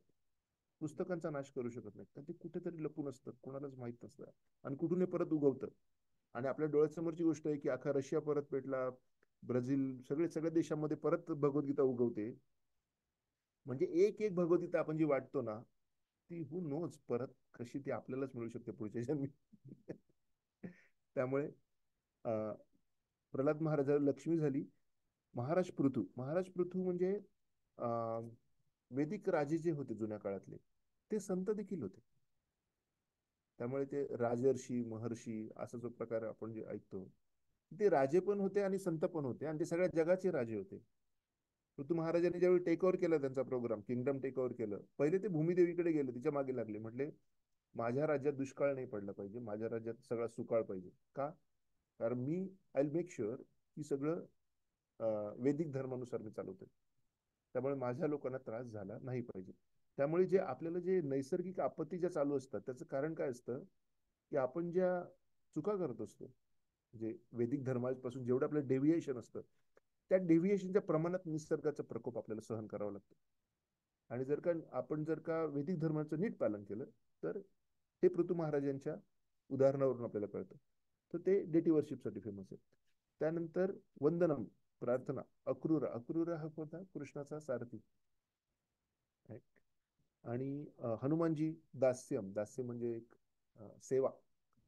हनुमानासारखं कोण आहे की ज्यांनी एवढी छान सेवा केली देवाची, आणि एवढ्या प्रचंड शक्तीने सेवा केली, आणि तरी पण अत्यंत विनम्रतेने सेवा केली. जेव्हा कधी सीतामाई आजूबाजूला असायची, त्यावेळी हनुमानजी लगेच एवढंसं छोटंसं रूप घ्यायचे एका छोट्या माकडाचं, आणि असं म्हणजे he never showed like I am the big guy. Prabhu Ramachandra आहेत ना, सीतामाई आहे ना, मग त्यांच्यासमोर ते एकदम छोटंसं रूप घेऊन बसायचे. हे दास्य भावना जी होती. एकदा त्यांनी सीतामाईला बघितलं की ती सिंदूर लावत होती. ते उत्तरेला कुंकू भांगामध्ये घालतात ना, तर त्यांनी विचारलं, हे काय माते तू काय करते म्हणून. तर त्यांनी सीतामाईने सांगितलं की हे मी सिंदूर घालते ज्याच्यामुळे माझ्या नवरा आनंदी होईल. अच्छा, प्रभू रामचंद्र आनंदी होतात सिंदूर घातल्यामुळे. आणि मग त्यांनी काय केलं, त्याचे सिंदूरचं जे दुकान असतात ना, त्या सगळ्या दुकानामध्ये जाऊन धडाधड उड्या मारून स्वतःला कम्प्लिटली रंगवून टाकलं गुलालामध्ये. म्हणून हनुमानाचं जे नारंगी रंगाचं का असतं, आणि उत्तरेच्या स्त्रिया पण नारंगी रंग लावतात. की जर का तेवढासा तिलक लावल्यामुळे जर का राम आनंदी होतोय, तर मी सगळ्या अंगालाच लावतो. हनुमानाचं मूड बघा तुम्ही. झालं हनुमान. अर्जुन, साख्य, साख्य म्हणजे फ्रेंडशिप, दोस्ती, तेरी मेरी दोस्ती. ते अर्जुन फेमस आहे की देवाचा मित्र म्हणून. परंतु देवाचा कझिन आणि देवाचा मित्र जरी असला तरी विराट रूपाचं जेव्हा दर्शन झालं भगवद्गीतेमध्ये तुम्ही वाचत, तेव्हा अर्जुन म्हणे, मी तुला म्हणजे आय टूक यू फॉर ग्रँटेड, मी तुझी मस्करी केली, तुझी थट्टा मस्करी केली, आपण एका बेडवर झोपलो, पण आता प्लीज तू नॉर्मल स्वरूपात ये, 2 हाताचा कृष्णाच्या स्वरूपात ये. हे विराट रूप मला सहन होत नाही. कारण सगळ्या देवता पण थरथरत होत्या त्या विराट रूपामध्ये देवाचं रूप बघून. आणि आत्मनिवेदन, बली महाराज, बली महाराजांची गोष्ट खरोखरच इन्स्पायरिंग आहे. पहिली गोष्ट, बली महाराज ब्राह्मण कुटुंबात जन्मले होते का? ते राक्षस कुळामध्ये जन्मले होते. राक्षस कुळात जन्मले होते. आणि त्यांचे गुरु कोण होते? हा, शुक्रवारी कोण प्रार्थना करतं? ओके. तर हे बली महाराज जेव्हा त्यांच्या समोर वामनदेव आले, तेव्हा वामनदेव म्हणजे एक छोट्या ब्राह्मणाच्या स्वरूपात आले. कारण बली महाराज खूप पॉवरफुल झाले होते. त्यांनी काय केलं होतं, त्यांनी त्यांच्या गुरुची सेवा चांगली केल्यामुळे त्यांना शक्ती प्रदान झाली होती. आणि त्या शक्तीच्या जीवावर त्यांनी स्वर्ग जिंकलेला होता. त्यामुळे थोडासा इम्बॅलन्स होतो राक्षसांच्या ताब्यात. जेव्हा स्वर्ग असतो, देवाच्या दृष्टीने तो एक इम्बॅलन्स असतो, तो परत बॅलन्स मध्ये आणायला पाहिजे. आणि इंद्राने काय चुका केल्या होत्या? इंद्राने त्याच्या स्वतःच्या गुरुचा अपमान केला होता. त्यामुळे त्याच्या पॉवर डिमिनिश झालेल्या होत्या. त्यामुळे देवतांना पक्षी स्वरूपात उडून जावं लागलं. ज्यावेळी बली महाराजांनी स्वर्गावर चढाई केली, देवतांनी फाईट नाही केली. देवतांची शक्ती एवढी हीन झालेली होती, क्षीण झालेली होती. देवतांनी पक्षाचं रूप घेतलं आणि पलायन केलं. तर झालं. मग आता बली महाराजांना परत रिअलाईन करायला पाहिजे. तर मग वामनदेव स्वतः आले आणि त्यांनी काय केलं, 3 पावले जमीन मागितली. तर बली महाराज म्हणे की अरे बटुक ब्राह्मणा, तरुण ब्राह्मणा, तू काय काय मागू शकत होतास मला? किती गावं मागू शकत होतास, किती गाया मागू शकत होतास, तू सुंदर बायको मागू शकत होता, मी सगळं अरेंज केलं असतं. तू 3 पावलं जमीन मागतो. तर आधी इंग्लिशमध्ये सांगतो, मग मराठीत सांगतो, कारण यमक आहे त्याच्यामध्ये. भक्ती रसामृत महाराजांकडून ऐकलेलं मी. वामनदेव बली महाराजाला काय सांगतात? O Bali, hear carefully. आता वैदिक संस्कृती इंग्लिश मध्ये आपणच एक्सप्लेन करू शकतोय. O Bali, hear carefully. If you are not satisfied with what you have, you will never be satisfied with what you desire and get. आता मराठीत सांगतो की बली, काळजीपूर्वक ऐक. वामनदेव सांगतात, जर आता जी परिस्थिती आहे, ठेविले अनंत तशीच राहावे. सध्याच्या परिस्थितीत जर तू सुखी राहू शकत नशील, आनंदी राहू शकत नशील, तर जर स्वतःच्या ज्या इच्छा आहेत, त्या इच्छा जर तू लिहून काढायचा प्रयत्न केला आणि पूर्ण करायचा प्रयत्न केला, आणि त्या पूर्ण करण्यासाठी जर का जगातले सगळे जे झाड आहेत, झाडांचे बोरू केले, पेन तयार केले, जगातले जे सगळे समुद्र आहेत त्याची शाई तयार केली, आणि जे आकाश आहे त्याचा जर व्हाईट बोर्ड तयार केला, आणि इच्छा लिहित राहिला आणि त्या पूर्ण करत राहिला, तरी पण तुम्ही सुखी होणार नाही. का? आत्ता जसं आहे तसं जर तुम्ही सुखी नसाल, तर काहीतरी मिळाल्यामुळे मी सुखी होईल ही अपेक्षा चुकीची आहे. त्यामुळे मला 3 पावलं जमीन बस झाली, मला आणखी काही इच्छा नकोत. तर व्हेरी हाय फिलॉसॉफी दिली वामनदेवाने, की मला फक्त 3 पावलं दे. विष्णूची स्टाईल आहे ती. आणि जेव्हा त्यांनी ते मान्य केलं, आधी तर ते शुक्राचार्य म्हणे हा विष्णू आहे, प्लीज हे नका करू म्हणून, त्याला देऊ नका म्हणून. बली महाराज, तुम्हाला हे पण माहिती पाहिजे की गुरुची आज्ञा पालन करायची असते, बरोबर आहे. पण आपल्याला हे पण माहित पाहिजे की गुरुची आज्ञा कधी पालन नाही करायची. त्यासाठी इस्कॉन मध्ये काय शिकवण्यात येतं? एक ट्रायंगल शिकवण्यात येतो. ट्रायंगल काय आहे? गुरु, साधू, शास्त्र. गुरु जे सांगतोय, दीक्षा गुरु, शिक्षा गुरु, तेच जर बाकीचे संत सांगतायत आणि तेच शास्त्रीय वाङ्मयात लिहिलेलं आहे, तरच पालन करा. जर अचानक कोणीतरी काहीतरी नवीन स्टाईल काढली, तर ती पार्क करा, घेऊ नका. त्यामुळे काय होतं, पिढी पिढी दर पिढी जे आध्यात्मिक वाङ्मय आहे ते शुद्ध राहतं. कारण त्यामध्ये त्या ट्रायंगल मधून जे जातं ते स्वच्छ राहतं ना. एवढ्या सगळ्या लोकांना एकाच वेळी बिघडणं कठीण आहे. म्हणजे सगळेच खोटं सांगायला सुरुवात केली. एक माणूस बिघडू शकतो, 2 माणसं बिघडू शकतात.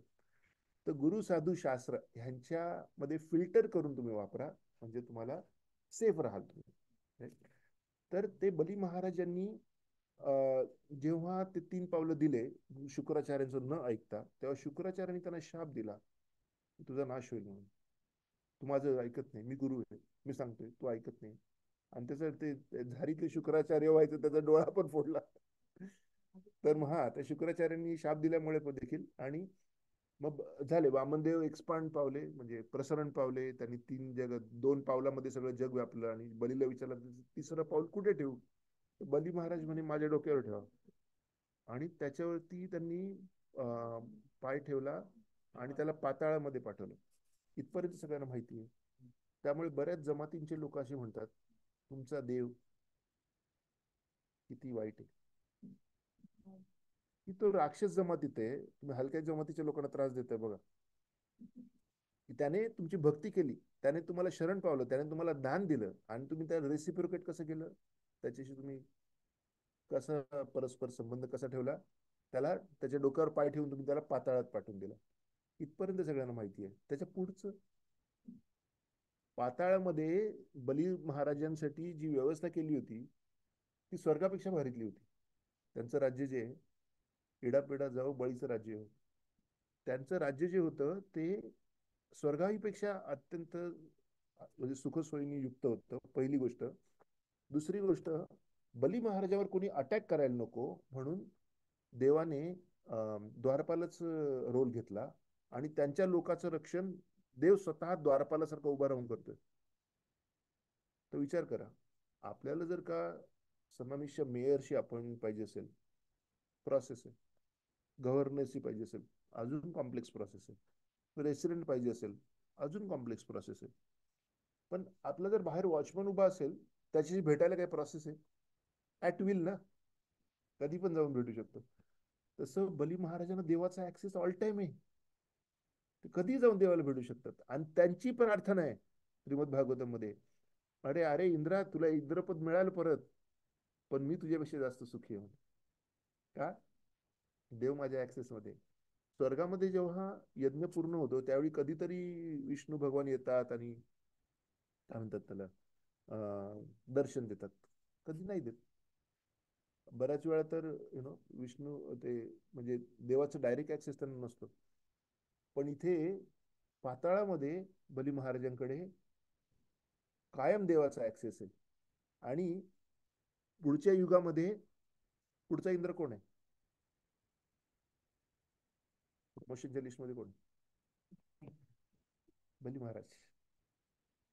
बली महाराज हे पुढचा इंद्र पण होणार आहेत, आणि सध्या पण ते इंद्रापेक्षा जास्त मजा करतात. हा पार्ट माहित नसल्यामुळे लोकांना विष्णूचा राग येतो, की तुम्ही जातीचं पॉलिटिक्स करता. तो राक्षसी साईडला होता म्हणून त्याला त्रास दिला.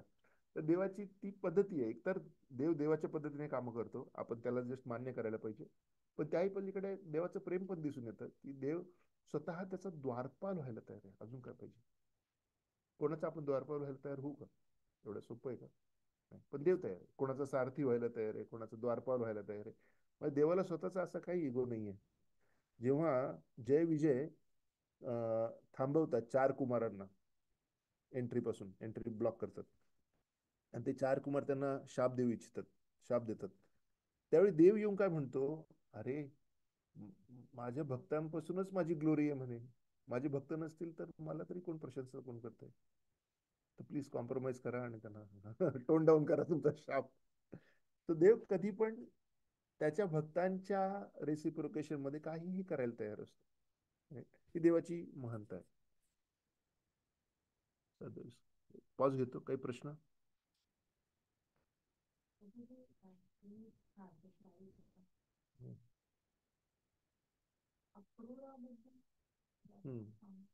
Right right. अक्रूर. सो अक्रूराबद्दल मला हे माहिती आहे, की जेव्हा ते एक छत्र चामर नावाचा काही प्रकार असतो बघा, आपण मंदिरामध्ये देवाला ते दाखवतो. तो अक्रूरा जेव्हा देवाला हवा घालत होता, त्यावेळी त्याला आतून एवढा आनंद होत होता, की त्यामुळे त्याचे डोळे अश्रूंनी डबडबत होते. आणि ते डबडबल्यामुळे त्याला देवाची सेवा करताना त्याला व्यत्यय येत होता. त्यामुळे त्याची इच्छा अशी होती, की देवा, हे ज्या भावना मला उत्कंठा येते ती नको आहे, कारण मला तुझी सेवा नीट करायची आहे. राईट. इथपर्यंत मला माहिती आहे. दुसरी गोष्ट, अक्रूरा घेऊन जाण्यासाठी आला होता कृष्ण, जेव्हा 12 एक वर्षाचा झाला आणि त्याला त्याला वृंदावनातून जायचं होतं कंसाकडे. त्यावेळी त्याला घेऊन जाण्यासाठी अक्रूरा आला होता. आणि त्यावेळेला सगळे गोपी सकट सगळे जण अक्रूराला हा हाय हाय करत होते की तू कृष्णाला आमच्यापासून लांब घेऊन जातोयस, राईट. तर आणि it was a very difficult service. तो पण वृंदावनात आला तर त्याला अत्यंत आनंद झाला होता. परंतु मायावी पद्धतीने त्याला माहितीये कंस वगैरे सगळ्यांचं लक्ष आहे की काय करतोस तू. त्यामुळे अक्रूराचा जॉब खूप डिफिकल्ट होता. म्हणजे त्याची जी सेवा आहे अत्यंत डिफिकल्ट सेवा होती की कृष्णाला वृंदावनातल्या सगळ्या भक्तांपासून लांब घेऊन जायचं आणि जिथे अशा ठिकाणी घेऊन जायचं जिथे त्याच्या जीवाला धोका आहे. Right? एवढं सोपं नव्हतं मथुरेला जाणं. की मथुरेला जाऊन तिथे पुढे माहिती आहे आपल्याला कंसाने सगळी पेरणी केलेली होती, हत्ती आणि मल्ल वगैरे कृष्णाला मारून टाकण्याची तयारी केलेली होती. त्यामुळे ही माहिती मला माहिती आहे. तर अक्रूराची ज्या प्रार्थना आहेत त्याच्याबद्दल मी थोडस आणखी रिसर्च करून तुम्हाला सांगतो. जर का ह्याच्या ते मी रिसर्च करतो. आपण रिसर्च तुम्ही पण करा, मी पण रिसर्च करतो. कारण मला असं स्पेसिफिकली आणखी ह्या मी जे सांगितलं. पुढे कृष्णाच्या विरोधात पण अच्छा. माझ्या माहिती मला ते समजून घ्यायचं की ते बरोबर आहे. एक कृष्णाच्या विरोधात केलं की त्याने कृष्णाच्या विरोधात म्हणजे डायरेक्टली विरोधात हा नाही, पण त्यांनी काहीतरी चुकीचं केलं ज्याच्यामुळे हा त्याला कृष्णापासून लपून राहावं लागलं. आणि मला वाटतं ते ह्याच्या संदर्भात आहे शमंतक म्हणी, शमंतक म्हणीच्या काळातली शमंतक म्हणी त्यांनी तेव्हा अक्रूरांनी म्हणजे तो लपवला अक्रूरांनी आणि मग तो लपून बसला कृष्णापासून. नंतर म्हणजे कृष्णाने त्याला हे केलं, पण एक काळ असा होता की तो कृष्णाच्या विरोधात होता. हा म्हणजे he was out of line. वाचवलं म्हणजे तेव्हा त्यांनी सावध केलं कृष्णाला की त्यांनी तुला बोलवलंय पण त्याचा हेतू आहे. अच्छा. आणि नंतर नंतर म्हणजे तो असं म्हणजे ते भरकटलं मन असं त्याचं त्यावेळेला भरकटलं समंतक म्हणायच्या वेळेला आहे ती आहे. मला शामंतक म्हणायची पूर्ण गोष्ट माहिती आहे ती आपण सांगू पण शकतो एका दिवशी. मग हे समजून कसं घ्यायचं नाही. वास्तवात असं येतच नाही. त्यांनी आधी कृष्णाला एवढं लहान असताना त्यांनी हे केलं आणि आता तो असं का वागतोय असा एक प्रश्न मनात येतो तेव्हा. आता गंमत अशी आहे देवाची सगळी लीला आहे आणि अक्रूर फ्री विल होता सो देवाच्या भक्तांच्या पण लेवल्स असतात. पण त्यामध्ये ऍटलिस्ट अक्रूराचे बाबतीत जे आहे त्यातून आपल्याला म्हणजे वेगळ्या गोष्टी शिकायला मिळतील. जसं यादव आहेत, यादव शामंतक म्हणायच्या गोष्टीमध्ये आणि एक काम करूया आपण पुढच्या क्लासमध्ये शामंतक म्हणायची ती गोष्टच कव्हर करूया. कारण त्यामध्ये खूप गोष्टी शिकण्यासारख्या आहेत, इन्क्लुडिंग ते अक्रूराचा असा रेफरन्स, इन्क्लुडिंग भगवान श्रीकृष्णा बाबतीत पण लोक शंका व्यक्त करायला लागले होते की तो शामंतक म्हणी हा बरोबर आहे. आणि हे यादव कोण आहेत ज्यांच्यासाठी कृष्णाने द्वारका रचली आणि झोपेमध्ये त्यांना मथुरेतून द्वारकेत घेऊन गेला आणि हजारो महाल तयार केले आणि एका बेटावरती खाण्यापिण्याची लिहिण्याची सगळी व्यवस्था केली. हे असे म्हणजे कृष्णापासून एवढा फायदा मिळालेले लोक देखील कृष्णाबद्दल शंका व्यक्त करू शकतात. हे भौतिक विश्वाची खासियत आहे. हा. सो आपण त्याबद्दल आणखी खोल जाऊया. महाराज पृथ्वी जे आहे म्हणजे मी आजच अगदी मला हे झालं आजच मी भागवतम मधला श्लोक वाचला की त्याच्यात महाराज पृथ्वीचं नाव आहे. आणि म्हणजे तुम्ही जे सांगितलं त्याच्यात त्यांची पण म्हणजे कथा जर अजून माहिती असेल तुम्हाला चला एक एक एक सेशन आपण पृथ्वी महाराजांवर करूया. खूप छान आहे पृथ्वी महाराज. माहिती नाहीये त्यांच्याबद्दल फक्त महाराज पृथ्वी आहेत आणि म्हणजे भागवतम मधनं मला ते एवढंच कळलं की त्यांचे वडील चांगले नव्हते आणि वेणी वगैरे हा म्हणजे एवढंच फक्त मला अगदी ओघम कळलं. म्हणजे पूर्ण कथा आली नव्हती. एकच श्लोक मी वाचला. आपण पृथ्वी महाराजांची पण गोष्ट करूया. सो एक ट्रेलर देतो आता आणि मग डिटेल मध्ये पण आपण कव्हर करूया की पृथ्वी महाराज कशासाठी फेमस आहे. तर एक तर त्यांना सांगितलं ना भूमिदेवीला पण ते जाऊन सांगू शकायचे की माझ्या राज्यातल्या लोकांना त्रास नाही झाला पाहिजे कारण ते स्वतः इतके स्टॉन्चली फॉलो करू शकत होते. पण त्या व्यतिरिक्त जेव्हा आपण 99 यज्ञ 100 यज्ञ जर केले, अश्वमेध यज्ञ जर 100 यज्ञ केले तर तुमचं क्वालिफिकेशन असं तयार होतं की तुम्ही स्वतः इंद्र होऊ शकता, देवांचा राजा होऊ शकता. मग जेव्हा जेव्हा कोणाचं तरी क्वालिफिकेशन वर जातं कोणाला त्रास होतो? करंट इंद्र आहे त्याला त्रास होतो. आता तो पण देवासाठी तो रोल प्ले करतोय. कारण स्वर्ग हे आध्यात्मिक जगत नाही आहे. स्वर्ग is like very advance Las Vegas, right? त्यामुळे तुम्ही हा, कारण तिथे अप्सरा आहे, तिथे तुम्हाला ते काय प्यायला काय असतं ते, हा सोमरस आहे. सोमरसाने तुमची शक्ती वाढते आणि सगळंच म्हणजे शारीरिक मजाच आहे तसं बघितलं तर, पण वैदिक पद्धतीने. तर इंद्राला जेव्हा अडचण होते, तर त्यांनी 99 यज्ञ केले पृथू महाराजांनी, तोपर्यंत इंद्राला काय प्रॉब्लेम नव्हता. 100व्या यज्ञामध्ये इंद्राने काय केलं, त्याने विविध प्रकारे त्यांचा घोडा चोरायला सुरुवात केली. आणि तो काय करायचा, इंद्र काय करायचा की एक डमी फेक साधूचं रूप घेऊन यायचा आणि यज्ञ चोरून यज्ञाचा घोडा चोरून घेऊन जायचा. परत आणि आणि परत अंतर्धान पावायचं. परत दुसरा फेक साधू, तिसरा फेक साधू. तर इंद्राने जेवढ्या प्रकारच्या फेक साधूंचे रूप घेतले, तेवढे सगळे फालतू अपसंप्रदाय तयार झालेले, ते इंद्रामुळे तयार झालेले.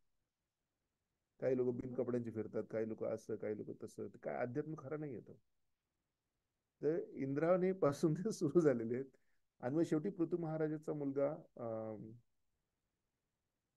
म्हटला की मी चाललो आता, धनुष्यबाण घेऊन जातो आणि इंद्राचं कामच करून टाकतो.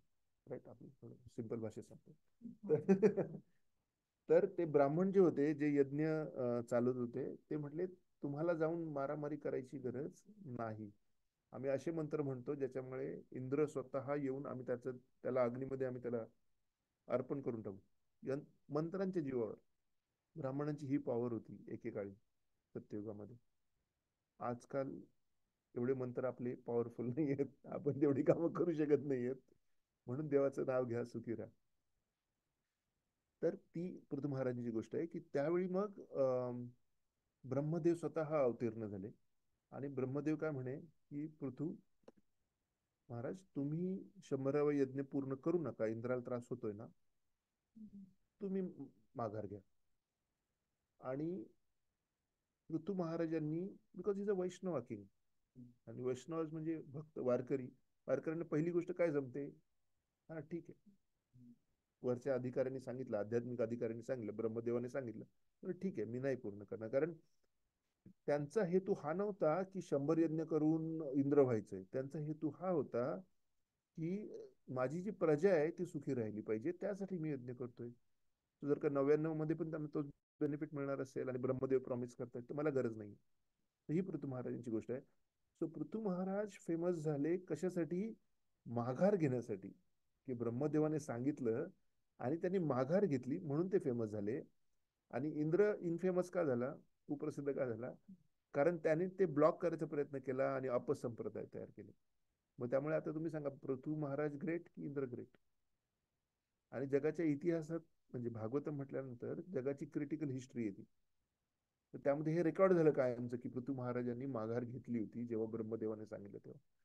तर इस्कॉन मध्ये देखील तर संघटना आहे. संघटना म्हणजे कसं की organisation is a necessary evil. भक्ती तर तुम्ही इंडिव्हिज्युअली करू शकता, तुम्ही जेव्हा ऑर्गनाईज करता त्यावेळी तुम्हाला रोल्स, रिस्पॉन्सिबिलिटीज, अधिकार यांचं सांभाळावा लागतो. मग त्यावेळी कधी कधी दोन भक्तांचं डिसअग्रीमेंट होऊ शकतं की असं करायला पाहिजे की असं करायला पाहिजे. मग इस्कॉन मधलं फेमस उदाहरण काय आहे? जेव्हा हायर अथॉरिटीज येतात, म्हणतात प्लीज कॉम्प्रोमाइज करा, शांत व्हा. पृथू महाराज, की पृथू महाराजांचं लक्ष ठेवा आणि तुम्ही पृथू महाराज व्हा, तुम्ही माघार घ्या. मग अशा वेळी जेव्हा दोन भक्त झुंजत असतात त्यावेळेला जो माघार घेईल तो जिंकला. ही पृथू महाराजची शॉर्ट स्टोरी. आपण डिटेल मध्ये त्याचं जाऊ शकतो. चालेल. ज्यांना माहित नाहीये, माताजींचा अभ्यास एवढा आहे की मला क्लासला येताना टेन्शन येतं. मी अलीकडचा वैष्णव आहे, ते लहानपणीपासूनचे पूर्ण वातावरणात वाढलेले. तर बद्ध म्हणजे काय? ज्या भौतिक प्रकृतीमुळे अशुद्ध होतो त्याला आपण बद्ध म्हटलं जातो. आत्मे दोन प्रकारचे आहेत, नित्यसिद्ध आणि नित्यबद्ध. जे अर्जुन वगैरे आहेत ते सगळे नित्यसिद्ध कॅटेगरीत आहेत. ते देवाबरोबर परत परत अवतार घेतात, देवाच्या लीलामध्ये भाग घेतात, कधी नरनारायण म्हणून येतात. म्हणजे ते देवाच्या लीलेमध्ये ते कंटिन्युअस असतात. त्यामुळे ते जरी असं वाटलं की कधी रागावलेत किंवा कधी चुका करतायत, तो ऍक्टिंगचा भाग आहे. आपलं काय आहे, आपलं म्हणजे माझं नित्यबद्ध, म्हणजे कधीतरी अध्यात्म उगवतो आपण. बाकीच्या वेळी संसार अरे संसार संसार, जसा तवा चुल्यावर, आधी हाताला चटके मग मिळते भाकर. मिथ्या अहंकार म्हणजे काय, देहात्मबुद्धी. जेव्हा आत्मा स्वतःला शरीर समजतो, तेव्हा त्या स्वप्नवत अवस्थेला काय म्हणतात, मिथ्या अहंकार. मिथ्या म्हणजे खोटा, अहंकार म्हणजे ओळख, स्वतःची तो ओळख गैरसमज करून घेतो. स्वतःला भौतिक प्रकृतीची निर्मिती समजून खोटी चेतना प्रदर्शित केली जाते, त्याला मिथ्या अहंकार असे म्हणतात. दे देहात्म बुद्धीत रत असलेला स्वतःची वास्तविक स्थिती जाणू शकत नाही. मनुष्याला देहात्म बुद्धीतून मुक्त करण्यासाठीच भगवद्गीता सांगितली गेली आणि भगवंतांकडून ज्ञानप्राप्ती करून घेण्यासाठीच अर्जुन ह्या स्थितीत राहिला होता. आपण देहात्म बुद्धीतून मुक्त झालेच पाहिजे, कारण अध्यात्मवादी होण्याची ही पहिली पायरी आहे. मी हे शरीर नाहीये, ही अध्यात्माची पहिली पायरी. आणि जगातले बरेच तुम्ही जर बघितले, अध्यात्म त्यांना म्हणू शकत नाही आपण, कारण ते स्वतःला देह समजतात. ते काय म्हणतात, मेल्यानंतर गाडा, शरीराला गाडा, आणि त्या शरीराचा वापर होणार आहे तुम्हाला परत पुनर उत्थान करण्यासाठी. आणि आपण काय म्हणतो की पहिली गोष्ट मेल्यानंतर, अरे आपण शरीर नाहीच आहे, ह्याला जाळा. राईट, जाळावा की पुरावा, तो जोक मी सांगितलं होतं, कोणाला आठवत?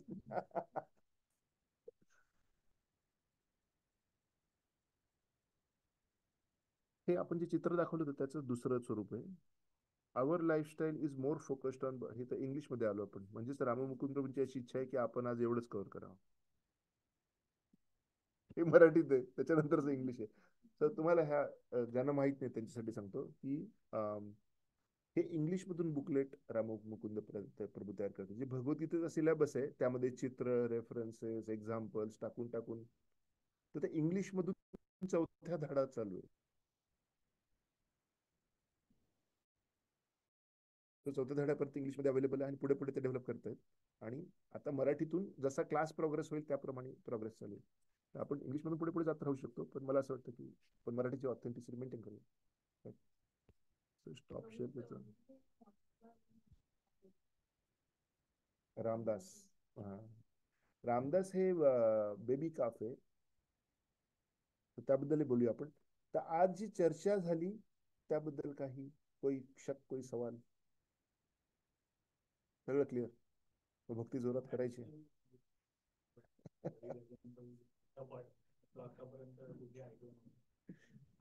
मला एक विचारायचं होतं, नित्य सिद्ध आणि नित्य बद्ध तुम्ही म्हणलात, तर आपण नित्य सिद्ध होऊ शकतो का, ते ठरलेलेच असतात? व्हेरी फॅक्ट आपण इथे आलो म्हणजे आपण नित्यसिद्ध नाही. व्हेरी फॅक्ट इथे आपण आलो. हा, सो कृष्ण काय सांगतो की एकदा तुम्ही माझ्याकडे परत आले की तुम्हाला परत भौतिक जन्म घ्यावा लागणार नाही. सो टेक्निकली स्पीकिंग येस, नाही नाही, टेक्निकली स्पीकिंग येस, एकदा परत गेल्यावर आपल्याला परत यावं लागत नाही.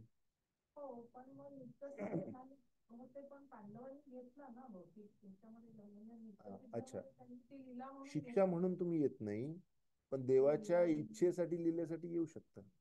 राईट, कारण that is like not not bound by कर्म, लीला.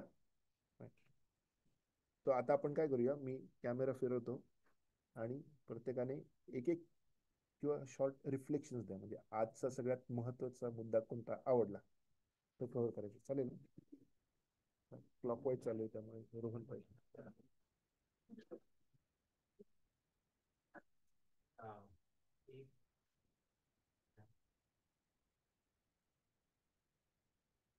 दोन पॉइंट जे मला स्ट्राईक झाले. पहिला ते तुम्ही म्हणाले की देवाच्या प्रेमात तुम्ही कधीही पडू शकता. असं नाहीये की तुम्ही फार यंग असताना तुम्ही भक्ती स्टार्ट केली म्हणूनच तुम्ही देवापर्यंत पोहोचू शकता, किंवा जे वयाच्या toward sunset of the life आहेत, किंवा त्यांना जास्त नॉलेज आलं बाबा जगाचं आणि म्हणून ते देवाकडे जात होतं, असं नाही. कधी कोणत्याही क्षणी तुम्ही देवाच्या प्रेमात पडू शकतात. आणि दुसरी गोष्ट जी तुम्ही सांगितली की देव कधीच सोडत नाही, तर त्याचं म्हणजे एक दुसरं इंटरप्रिटेशन माझं मला हे झालं की तुम्ही काहीही केलं तरी ज्या क्षणाला तुम्ही देवाला ऍक्सेप्ट कराल, तुमची चूक मान्य कराल, तुम्ही देवाकडे पहिला पाऊल टाकाल, तेव्हा देव तिथे असणार आहे. देव असा रुसून जाणार नाही, किंवा देव हे म्हणणार नाही की नाही तू 40 वर्ष तर एवढे पाप केले आणि आता आता झालं माझं, तुझं माझं. तर देव असं कधीच करणार नाही. तर हे पर्सनली मला असं वाटलं की खूप असा आधार देण्यासारखं आहे की ज्या क्षणाला तुम्हाला वाटेल की मी आता रेडी आहे आणि मला कृष्णाकडे जायचंय, तुम्ही जाऊ शकता, तुम्ही त्या मार्गावर, नेव्हर टू लेट, असं ते मला जास्त असं स्ट्राईक. खूप छान. त्यासाठी एक छोटीशी गोष्ट अशी आठवण करून तुम्ही की जेव्हा विभीषण रामाची शरण घ्यायला आला, तर पहिली गोष्ट तर त्याने आधी रावणाला गाईड करायचा प्रयत्न केला की रामाची सीता परत देऊन टाक आणि सुखी राहा. रावण त्याला काय म्हणे, तू अनार्य आहेस, आर्य नाहीयेस. आता ह्यातून काय सिद्ध होतं, रामायण तर 1.2 मिलियन इयर्स आधी झालं आणि रामायण जे लिहिलेलं आहे की तू आर्य नाहीयेस, म्हणजे रावण स्वतःला आर्य समजतोय. त्यामुळे आर्य आणि द्रविडाची फाईट कुठून आली, ती थिअरी पहिली बाद होते की रामायणामध्ये रावण विभीषणाला म्हणतो तू अनार्य आहेस. रावण स्वतःला आर्य समजतोय, तर द्रविड काय प्रकार आहे. जर का श्रीलंकेतले लोक पण स्वतःला आर्य समजतात, अर्थात म्हणजे सगळा भारत स्वतःला आर्यवर्त समजतो. तर मुद्दा हा आहे की जेव्हा विभीषण रामाचं शरण घेण्यासाठी आला, तर त्याचे 2-3 साथीदार होते, त्यांना घेऊन आला आणि मायावी शक्तीने ते उडत उडत आले श्रीलंकेवरून. आणि रामाचं सैन्य होतं तिथे वरती तरंगत राहिले. आणि त्यांनी एक दूत खाली पाठवला, मेसेज खाली पाठवला की आम्हाला रामाचं शरण घ्यायचंय, मी रावणाचा भाऊ आहे. तर रामाने विचारलं की आपले जे सल्लागार आहेत, त्याचे सल्लागार कोण, लक्ष्मण, हनुमान, सुग्रीव, त्यांना काय विचारलं की मी विभीषणाला शरण देऊ शकतो का. तर सुग्रीवाने सांगितलं नको, आपण त्याला इथेच हत्या करून टाकू, कारण तो राक्षसाचा भाऊ आहे, त्याच्यावर विश्वास नाही ठेवू शकत. हनुमान म्हणे की तो आपल्यात राहील आणि आपली सगळी माहिती काढेल आणि आपली सगळे हेर परत माहिती परत तिकडे जाऊन देईल, हा खूप मोठा धोका आहे. लक्ष्मणाने पण सपोर्ट नाही केलं. सगळ्यांनी विरोध केला रामाला की ह्याला शरण देऊ नका. राम काय म्हणे, मी तुम्हाला प्रश्न काय विचारला, मी विभीषणाला शरण देऊ शकतो का. मी हे नाही म्हटलं की विभीषणाचं क्वालिफिकेशन आहे. जो कोणी मला येऊन म्हणतो की हे प्रभू रामचंद्र आजपासून मी तुमचा आहे, त्यांची शरण गॅरंटेड. त्यांच्या क्वालिफिकेशनचा कधीच प्रश्न येत नाही. मी तुम्हाला प्रश्न विचारला की मी क्वालिफाईड आहे का, आणि सगळ्यांना माहिती आहे की राम तर क्वालिफाईड आहे. तर एवढंच नाही तर म्हणे मी विभीषणाला शरण पण देणार आहे आणि आजच त्याचा राज्याभिषेक करून टाकणार आहे की तो श्रीलंकेचा राजा म्हणून मी त्याला घोषित करतो. मग हे बाकीचे जे त्याचे साथीदार होते रामाचे, ते जरा एक्साइट झाले लॉजिक ऐकून रामाचं. मी कोणालाही शरण द्यायला तयार आहे. तर म्हणे मग रावण आला तर शरण घ्यायला. राईट. तर राम काय म्हणे, रावण तरी शरण मागायला आला, मी रावणालाही शरण देईल, पण म्हणे पण तू विभीषणाला राज्य देऊन टाकलं श्रीलंकेचं आणि आता रावण शरण आलं तर काय. राम म्हणे मी त्याला अयोध्येचं राज्य देऊन टाकेल जर रावण शरण आला तर. म्हणे मग भरताचं काय, भरताला वैकुंठ देऊन टाकेल.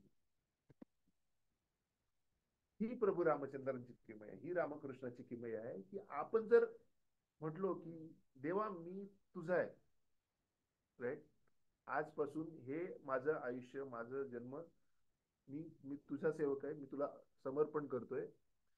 राम म्हणतो तेव्हाच रामायणात, जर कोणी मस्करीत जरी म्हटलं की रामा मी तुला समर्पण करतोय, मी सिरियसली घेतो. तर आपण सगळे आत्ताच्या आत्ता म्हणूया, देवा रामा मी तुला पूर्ण समर्पण करतोय आणि मी मस्करी देखील करत नाहीये.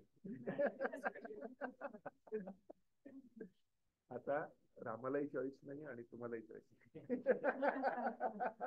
आणि मला पण चॉईस नाही. खूप छान. तुमचं रिफ्लेक्शन जे आहे की आपण कधीही देवाला शरण घेऊ शकतो, तर देव किती इगर आहे ते बघा. आपण हळूहळू पुढे मग करूया. माताजी तुम्हाला बोलायचं शेड्यूल चालेल. आजचं रिफ्लेक्शन. सो मला आवडलं की आपण देवाची भक्ती कशा कशा कशा प्रकारे करू शकतो. सो ते 9 वेज जे तुम्ही सगळे एक्सप्लेन केले की पादसेवन, हा किंवा कीर्तन करून किंवा नाम जप स्मरण करून देवाची प्रार्थना करून सरेंडर करून, तर या प्रकारे आपण देवाची भक्ती करू शकतो आणि त्यांना आपण म्हणजे हा मार्ग आहे की तुमच्या या देहातनं तुम्ही मोक्षाला कसं प्राप्त होणार किंवा तुम्ही आत्म्याचं तुम्ही म्हणजे आपण मोक्ष कसा प्राप्त करणार. आणि अजून मी सुरुवातीला सांगितलं की आत्मा म्हणजे काय, कर्म म्हणजे काय, आणि तुम्ही अजून असंही सांगितलं की आपण मानवी देहात आलोय, एवढे सगळे जन्म कंप्लीट करून हा शेवटचा आपला जन्म आहे. जर सगळं आपण प्रॉपर कार्य कर्म वगैरे केलं तर हाच एक मनुष्य म्हणजे मनुष्याचा अवतार आहे की ज्यातून तुम्हाला मोक्ष प्राप्ती होऊ शकते. तर ते मला फार आवडलं आणि ते मला शिकायलाही खूप जास्त मिळालं यावेळेस. आणि बाकी स्टोरीज वगैरे, तर त्या स्टोरीज मधनं खूप सारं नॉलेज मिळालं. मला बऱ्यापैकी स्टोरीज माहिती होत्या, बट त्याचा अर्थ काय आणि त्या अर्थातून आपण कसं भगवानापर्यंत पोहोचू शकतो ते आज जरा जास्त कळालं. खूप छान. पुण्यनगरी पुण्याचे आहेत, त्यांना ऑलरेडी माहिती आहे सगळं. मला आशीर्वाद देतोय. नाही म्हणजे थोड्या थोड्या गोष्टी माहिती, स्टोरीज लाईक ऐकलेल्या. त्यांच्या मध्ये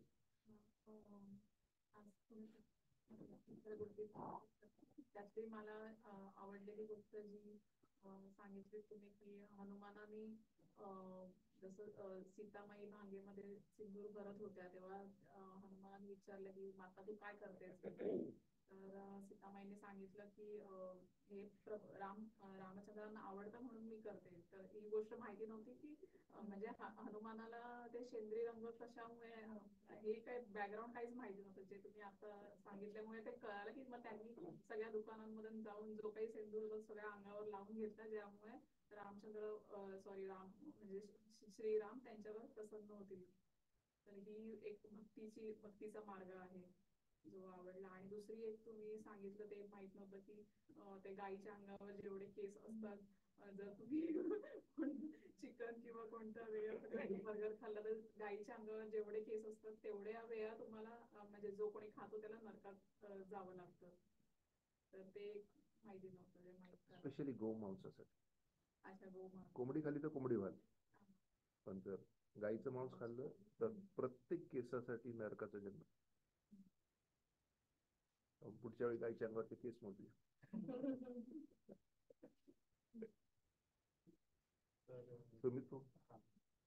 आज म्हणजे एक अजून एक मायक्रोफोन पॉवरफुल नाही, अजून मोठ्याने सांगा किंवा जवळ. ते आज एक चांगली गोष्ट म्हणजे की भगवद्गीता हातात धरून सुद्धा जो फायदा मिळतो ते एक नवीन होतं. आणि इतर स्टोरीज तर आपण खूप ऐकल्या. जे आपले काही पुस्तक वितरण करणारे लोक आहेत, स्पेशली कॅलिफोर्नियाचे खूप फेमस आहेत वैशिष्ट्य प्रभू, त्यांनी ट्रेनिंग देतात ते कसं करायचं. पुस्तक उघडायचं, कलरफुल जे चित्र आहेत ना ते हातात धरायचे आणि समोरच्या व्यक्तीला डायरेक्टली म्हणायचं हे बघ चित्र बघ किती छान आहे. परत सेकंडी माणूस म्हणतो हा छान आहेत, ह्युमन लाईफ लॉक झालं. Kind of like visa extension म्हणतो तसं.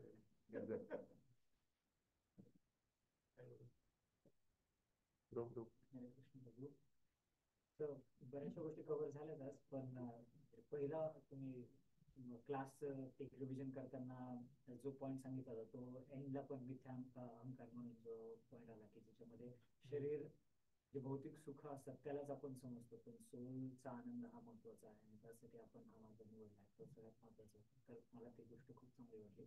आणि हे आधीच्या क्लासेस मधनं पण मी नेहमी सांगत आलो की तुम्ही ज्या पद्धतीने ज्या बाकीच्या स्टोरीज कनेक्ट करतात, त्यामुळे तो मुद्दा जसं व्यवस्थित लक्षात राहतो. जसं तुम्ही आज स्टोरी सांगताना म्हणजे बिल गेट्स आणि त्याच्या मुलाची गोष्ट सांगितली, किंवा एक धन्वंत असतो जो आपल्या मुलाला परत येणार आहे म्हणून बँड बाजा सहित तयार असतो. तसं देव पण जर जेव्हा केव्हा तुम्ही आयुष्याच्या कोणत्याही पाडावर जर तुम्ही जेव्हा विचार करता की आता मी परत परमेश्वराचा मार्ग धरण्यासाठी परत येणार आहे, तेव्हा परमेश्वर तयार असतो बँड बाजा तयार ठेवून की ये बाळा तुझ्यासाठीच मी वाट पाहतो. तर ती गोष्ट खूप छान आहे. खूप छान. असेच रिव्हर्स मध्ये जाऊया. हे संकेत रे, गौरव आणि संकेत. गौरव, आपण आज एक गोष्ट सांगितली की आपण अजूनही आपण इथे फक्त आपण आपला आत्मा इथे आहे, पण आपण म्हणजे आत्मा मायामुळे आपण या सगळ्या 82 कोटी जन्मामधनं आपण त्या पिढीतून जातोय, पण ऍक्च्युली आपण तिथेच आहे आणि आपण फक्त माया असल्यामुळे आपण या सगळ्या गोष्टी अनुभव करतोय, दुःखाची अनुभूती करतो. सो इन दॅट सेन्स आपण देवाचे किती जवळ असून पण किती दूर आहे, आणि तिथे वापस जाण्यासाठी फक्त आपल्याला भक्ती करायची आहे देवाची, आणि ती भक्ती सुद्धा करायला खूप सोपी आहे. त्याचे 9 उदाहरणं आपण आज बघितले आहेत. ती गोष्ट मला खूप छान वाटली. खूप छान. हरे कृष्णा प्रभू. बऱ्याच लोकांनी सगळं काही कव्हर केलं आहे. तुम्ही आज छान एक्झाम्पल देऊन पण एक्सप्लेन केलेलं आहे स्टोरी वाईज, आणि 9 डिफरंट टाइप्स ऑफ भक्ती पण कशी करायची. पण प्रभू, मला एक प्रश्न आहे की आपण हे सगळं भक्ती, चॅन्टिंग, जप जे पण आपण करतो जस्ट बिकॉज आपल्याला परत देवाघरी जायचं आहे, राईट? आणि वी आर सोल, आत्मा, बॉडी नाही आहोत. तर आणि तुम्ही हे पण सांगितलं की भगवान श्रीकृष्ण आपल्यावरती भरपूर प्रेम करतात आणि आपला हात, आपली साथ कधी सोडत नाही. तर ऍट व्हेरी फर्स्ट प्लेस आपण धरतीवरती लाईक जन्माला आलोच कशासाठी? म्हणजे भगवंत आपल्यावरती प्रेम करतायत, आपण आता भक्ती करतोय, तिकडे परत जायचं, तर मग तिथून आपण आलोच कशाला? किंवा काय वर we send for a specific reason? घटस्फोट कसा झाला? हा, एक्झॅक्टली. म्हणजे ते तो एक क्वेश्चन होता. खूप चांगला प्रश्न. आणखी काही सांगायचं तुम्हाला? तुम्ही उत्तर देऊ? अच्छा, चालेल चालेल. कुठून सुरू करू? सो समजा तुम्हाला मलेरिया झाला, डॉक्टर म्हणेल क्लोरोक्विन घ्या आणि नीट व्हा. तर तुम्ही म्हणू शकता आधी मला तो मच्छर दाखवा जो चावला मला. मलेरिया झालाच कसा? तर प्रभुपाद काय म्हणतात की क्लोरोक्विन घ्या आणि पुढे चला. पण ते समजून सांगतात की काय झालं, राईट? एवढं महत्वाचं नाहीये कसे आपण आलो, पण तरी त्याचं एक्सप्लेनेशन आहे. एक्सप्लेनेशन हे की एका आत्म्याकडे सगळ्यात जास्त महत्वाची वस्तू कोणती आहे? कारण आत्मा तर आत्मा आहे, त्याच्याकडे आयफोन नाही आहे, त्याच्याकडे काही नाही. मग आत्म्याकडे काय आहे? आत्म्याकडे स्वेच्छा आहे, फ्री विल. ती फ्री विल घेऊन तुम्ही इयर एंड साजरं करायला लास वेगासला पण जाऊ शकता. तीच फ्री विल घेऊन तुम्ही मंदिरात येऊन भगवद्गीतेचा क्लास पण अटेंड करू शकता. ही जी आत्म्याकडे ओरिजिनल फ्री विल आहे, ती फ्री विल किंवा स्वेच्छा जर योग्य प्रकारे आपण जर वापरली, म्हणजेच आपण जर देवाच्या प्रेमात राहिलो, तर आपण देवाघरी राहू शकतो. तीच फ्री विल वापरून जर आपण देवाचा द्वेष केला, देवाची कॉम्पिटिशन केली, तर आपण गावाच्या बाहेर पण निघू शकतो. आणि देवाला, देवाच्या घरी कोण हवंय? जे प्रेमाने आणि स्वेच्छेने राहू शकतात. जर का देवाने आपल्याला ते मॅन्डेटरी केलं, जबरदस्ती केली की तुम्हाला माझ्याकडे राहावंच लागेल, इच्छा नसतानाही राहावं लागेल, तर मग आपण रोबोट झालो ना. ते गाझापट्टीतले लोक झाले. त्यांना प्रेम नाहीये, तरी पण जवळ राहावं लागतं, राईट? मग ते पाण्याचे पाईप घेतात, रॉकेट तयार करतात. ते उद्योग करण्यापेक्षा देव म्हणतो ठीक आहे, तुम्हाला जर का माझ्यापासून दूर राहण्याची इच्छा आहे तर मी व्यवस्था करतो. जर का तुम्ही जास्त आनंदित झालात, ट्राय करा. जर जास्त आनंदित झालात तर राहा, जर का नको वाटलं तर परत या, राईट? जसा तो धनवान माणूस त्या मुलाला $5 मिलियन काढून साईडला देतो, तो म्हणतो तुला जर वाटतंय की तू माझ्यापासून दूर सुखी राहशील, तुझी ती इच्छा आहे, त्या इच्छेचा मी मान ठेवतो, देवाचं आपल्यावर प्रेम असल्यामुळे तो आपल्या इच्छेचे मान ठेवतो, त्यामुळे त्या मानामध्ये तो आपल्याला इकडे येऊन देतो. पण इथे आल्यानंतर आपल्याला कळतं की मी एकटा नाहीये, माझ्यासारखे अजूनही काही आत्मे आलेले आहेत आणि आपल्या सगळ्यांना देवाची कॉम्पिटिशन करायची. मग ती कॉम्पिटिशन म्हणजेच काय, आपण एकमेकाला कॉम्पिटिशन जी सुरू करतो त्यामध्ये एकमेकांना आपण त्रास देतो. त्यामुळे मग कर्माचे नियम देवाला ठेवावे लागतात की तुम्ही इथे येऊन जर माझ्या दुसऱ्या मुलांना त्रास दिला तर तुम्हाला त्रास होईल, त्रास देऊ नका इतरांना. त्यामुळे कर्म जे आहे ते कर्माचे नियम कशासाठी आहेत की तुम्ही देवाच्या इतर मुलांना त्रास नका देऊ, त्यासाठी. तुम्ही जर इतर मुलांना त्रास नाही दिला, इथे कोणाला त्रास नाही दिला, तर तुम्ही सुखाने राहू शकता, ऍटलीस्ट प्रयत्न करू शकता. क्लिअर? थँक्यू. नमस्कार आई. इतर कथांमधनं तुम्हाला ज्ञान पुढे काय मिळवायचं याची उत्सुकता निर्माण होईल असं म्हणजे सांगता येईल. वेगवेगळ्या कथा करून आपण तुम्हाला ऐकून मजा वाटली का? बरं वाटलं? मजा म्हणजे मजा नाही, चांगलं वाटलं. हा, चांगलं वाटलं, आनंद वाटला. पुढं जर का आपण त्याच्यामध्ये आणखी वाचायला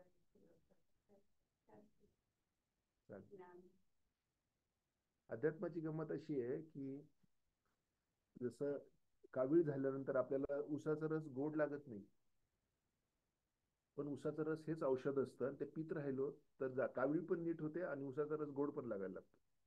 तसं अध्यात्माचं आपण परत परत सेवन करत राहिलो, कृष्ण रसाचं सेवन करत राहिलो, तर आपला अध्यात्म भौतिक रोग जो आहे तो पण क्लिअर होतो की मी शरीर नाहीये, आणि अध्यात्माची मजा पण वाटायला लागते. आपण जेव्हा कृष्णाची गोष्ट ऐकतो तेव्हा आतून एक आनंदाची अनुभूती प्राप्त करतो. जर आपण भौतिक लेवलच्या बाहेर आलेलो असेल तर तोपर्यंत आपण मेंटली ऐकत असतो. समजा मी एखादी गोष्ट रिपीट केली आणि तुम्ही जर ती मेंटली ऐकताय तर तुम्ही म्हणाले हा ही माहिती आहे, लगेच आपलं एक लिस्निंग टर्न ऑफ होतं, कान बंद पडतात आपले. पण जर ते आपण आध्यात्मिक लेवलला जर ऐकायचा प्रयत्न केला आणि जर आध्यात्मिक लेवल आपण आलेलो असू, आपण जर कृष्ण प्रेमात असू त्यावेळेला, तर आपली 1,000,000 टाइम्स जर तीच गोष्ट जरी सांगितली ना तरी ती परत तेवढीच एन्जॉय होते, कारण ती आत्म्याच्या लेवलला चालू आहे. वृंदावनामध्ये काही साधू आहेत जे फक्त बालकृष्ण ते दामोदर लीला अख्ख्या आयुष्यभर रोज ते दामोदर लीला सांगतात आणि ऐकतात आणि दे आर कम्फर्टेबल. त्यांना ती गोष्ट पण चेंज करायची पण गरज नाही वाटत, त्यांना अजून काही वाचायची पण गरज नाही वाटत. एका गोष्टीवर ते अख्खं आयुष्य काढू शकतात. का? आध्यात्मिक लेवलला तुम्हाला आतून आनंदाची अनुभव होते, कारण ती कृष्णाची नित्य लीला आहे. जेव्हा जेव्हा भक्त भक्तांशी गप्पा मारतात, बोधयंती परस्परम, आणि त्या कृष्णाच्या लीलेचं वर्णन करतात, त्यावेळी ती लीला परत रिपीट होत असते आपल्या मनामध्ये.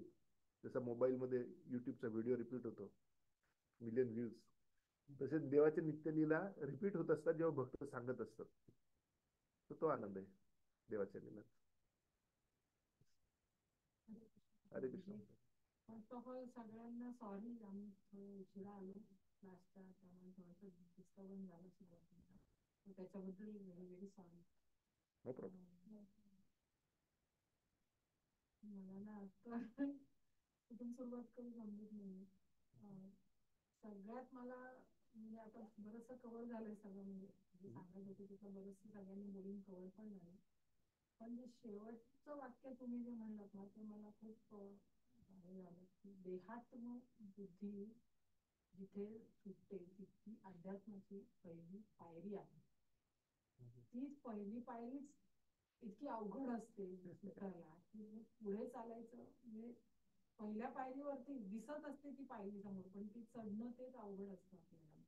देहबुद्धी इतकी आपली स्ट्रॉंग असते की त्याच्यामुळे ते चढणं अवघड जातं असं असं वाटतं मला पर्सनली. माझा अनुभव सगळ्यांबरोबर एक शेअर करायचा होता. मी तुम्हाला पण म्हणलं होतं ह्याच्यामध्ये की कीर्तनाची तुम्ही लिंक जी पाठवली होती तर ते मी रोज ऐकते. सकाळी उठल्यावर माझा दिवस पहिला त्यानेच शिकले. उठल्यानंतर मी वरती आम्ही झोपलेलो असतो, खाली आले की मी पहिले फोन करून ते कीर्तन चालू करते. मग ते मधुरिका माताजींचं असतं, मग ते स्मितकृष्ण करून एका पाठोपाठ एक जे काय लागेल ना ते फक्त ते खूप सुंदर वेळ जातो. खूप म्हणजे ती दिवसाची सुरुवात ती अशी झाली ना की खरंच छान वाटतं म्हणजे हे करायला. म्हणजे मी आवर्जून सगळ्यांना सांगेन, त्यांनी लिंक शेअर केलेली आहे. ही लिंक आहे दुबईतल्या कीर्तन मेळ्याची आणि त्याच्यात वेगळ्या वेगळ्या लोकांनी वेगळ्या वेगळ्या पद्धतीने म्हणजे मंत्र तोच आहे, हरे कृष्ण कृष्ण कृष्ण हरे हरे, तोच मंत्र आहे, पण तो इतक्या वेगळ्या पद्धतीने लोकांनी म्हणलेला आहे. त्याच्या व्हाईब्स इतक्या सुंदर आहेत. तुम्ही कुठलंही कीर्तन त्यातलं सिलेक्ट करा आणि हे करायला सुरुवात करा आणि ते फील करा. म्हणजे मी तुम्हाला लिटरली सांगते की मी स्वयंपाक करत असताना म्हणजे पाय असे नाचत असतात, तुम्ही लिटरली नाचत असतात. I feel like dancing to that tune. की ते ऐकताना एक जसा त्याचा ठेका वाढत जातो ना, तसं तसं आपल्याला पण असं. आणि मला ते म्हणजे नोटीस झालं की जेवढे आपण त्याच्यामध्ये एंगेज राहतो ना, तेवढं आपलं मन शांत असतं. जर आपण एका ठिकाणी बसून सगळ्याचा विचार करायचा म्हणलं की कुठेतरी भटकतच जातो ती सगळी. म्हणजे मनाला शांत ठेवण्यासाठी नामस्मरण म्हणजे नाम जप. म्हणजे मला ते आता हे सगळं खूप वेळा ऐकलेलं होतं, पण मी ते एक्सपिरियन्स केलं नव्हतं. ते मी आता एक्सपिरियन्स करते आणि मग मला असं वाटतं की मी या क्लास बरोबर ते शेअर केलं पाहिजे. आणि माझी खरोखर तुम्हाला सगळ्यांना अशी मनापासून विनंती आहे की तुम्ही कुठलंही तुम्हाला मिळेल ते त्या सिरीज मधलं एक कीर्तन पकडा आणि चालू करा. मी एक ऐकल्यावर मला दुसऱ्याची उत्सुकता निर्माण झाली, मग मी दुसऱ्यावर क्लिक केलं, मला ते आणखी आवडलं, मग मी तिसऱ्यावर क्लिक केलं, ते पण आवडलं. असं ते.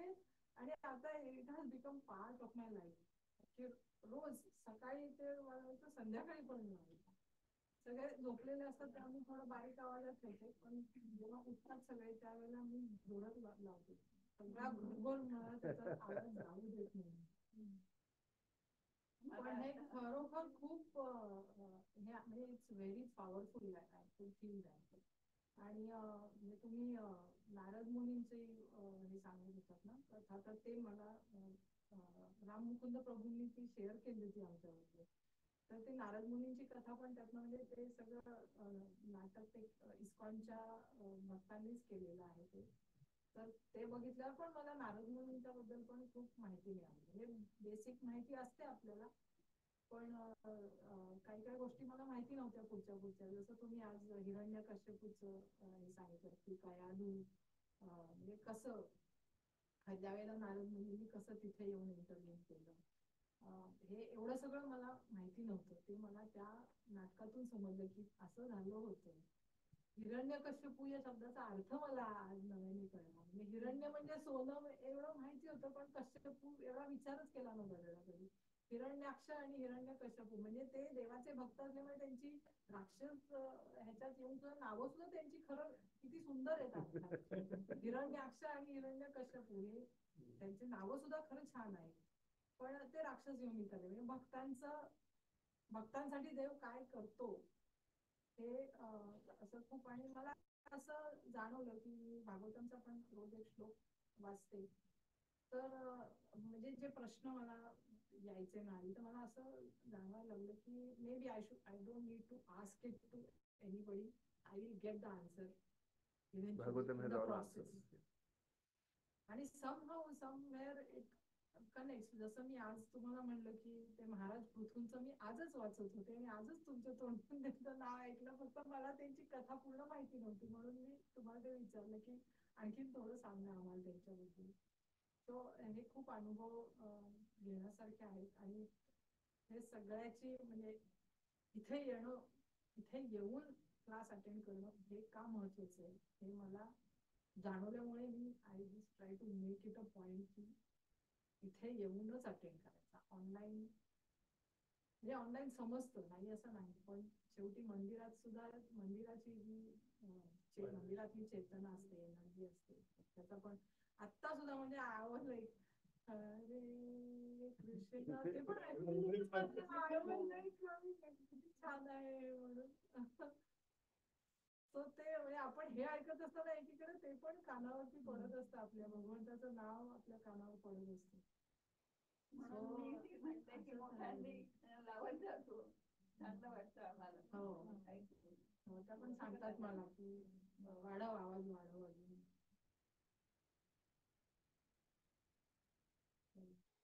या असाच आपला प्रवास सगळ्यांचा असा चालू चालू राहून कृष्णाच्या चरणी प्रार्थना. खूप छान, खूप छान. एक काहीतरी पॉइंट आला होता की मुक्ती, मोक्ष मिळतो ना हे सगळं केल्यामुळे. सो मुक्ती देवी जेव्हा आपण देवाचं नाव घ्यायला सुरुवात करतो तेव्हा ती हात जोडून उभी असते की तुला कधी पाहिजे. चार्टर्ड फ्लाईट वेटिंग असते, कधी जायचं. So mukti is a by product of bhakti. तुम्ही जर भक्ती केली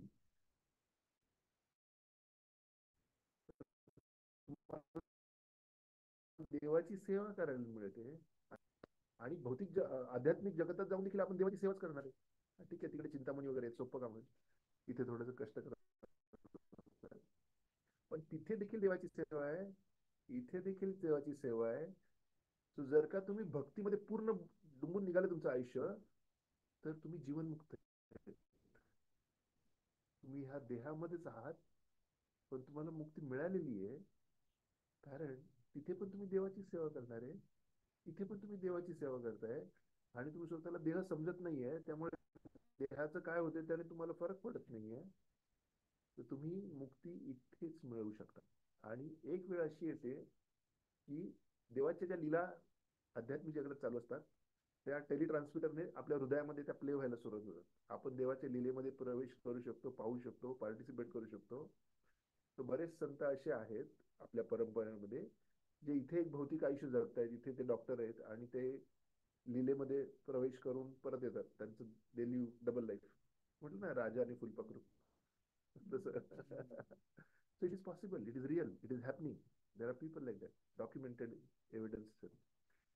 तर ही जी प्रोसेस जी आहे ना, ही खरोखर खूप पॉवरफुल प्रोसेस.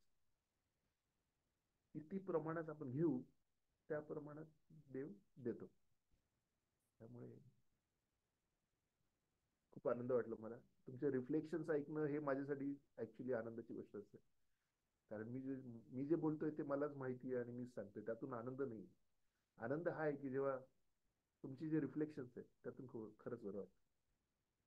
अजून काही प्रश्न, क्वेश्चन्स, कॉमेंट्स?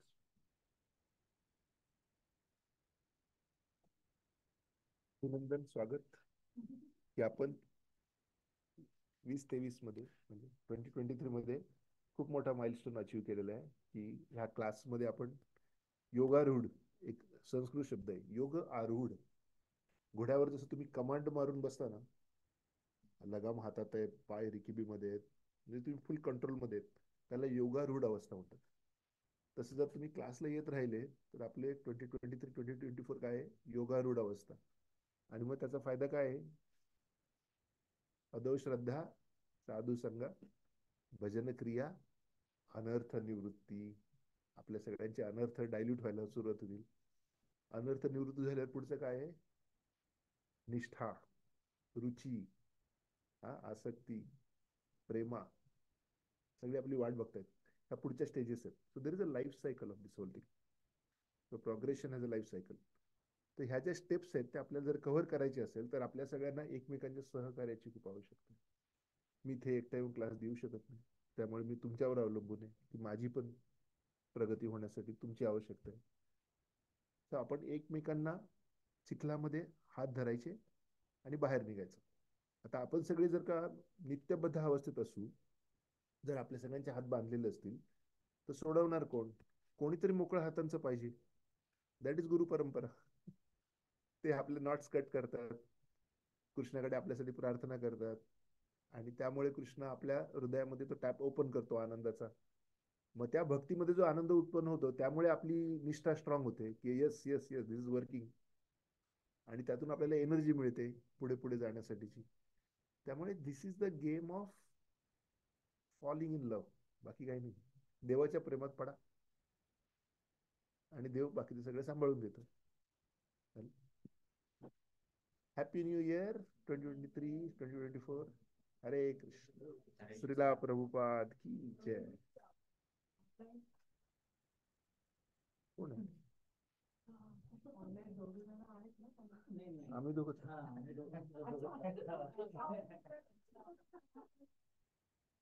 ऋषिकेश प्रभू होते पण रेकॉर्डिंग ऑफ करूया.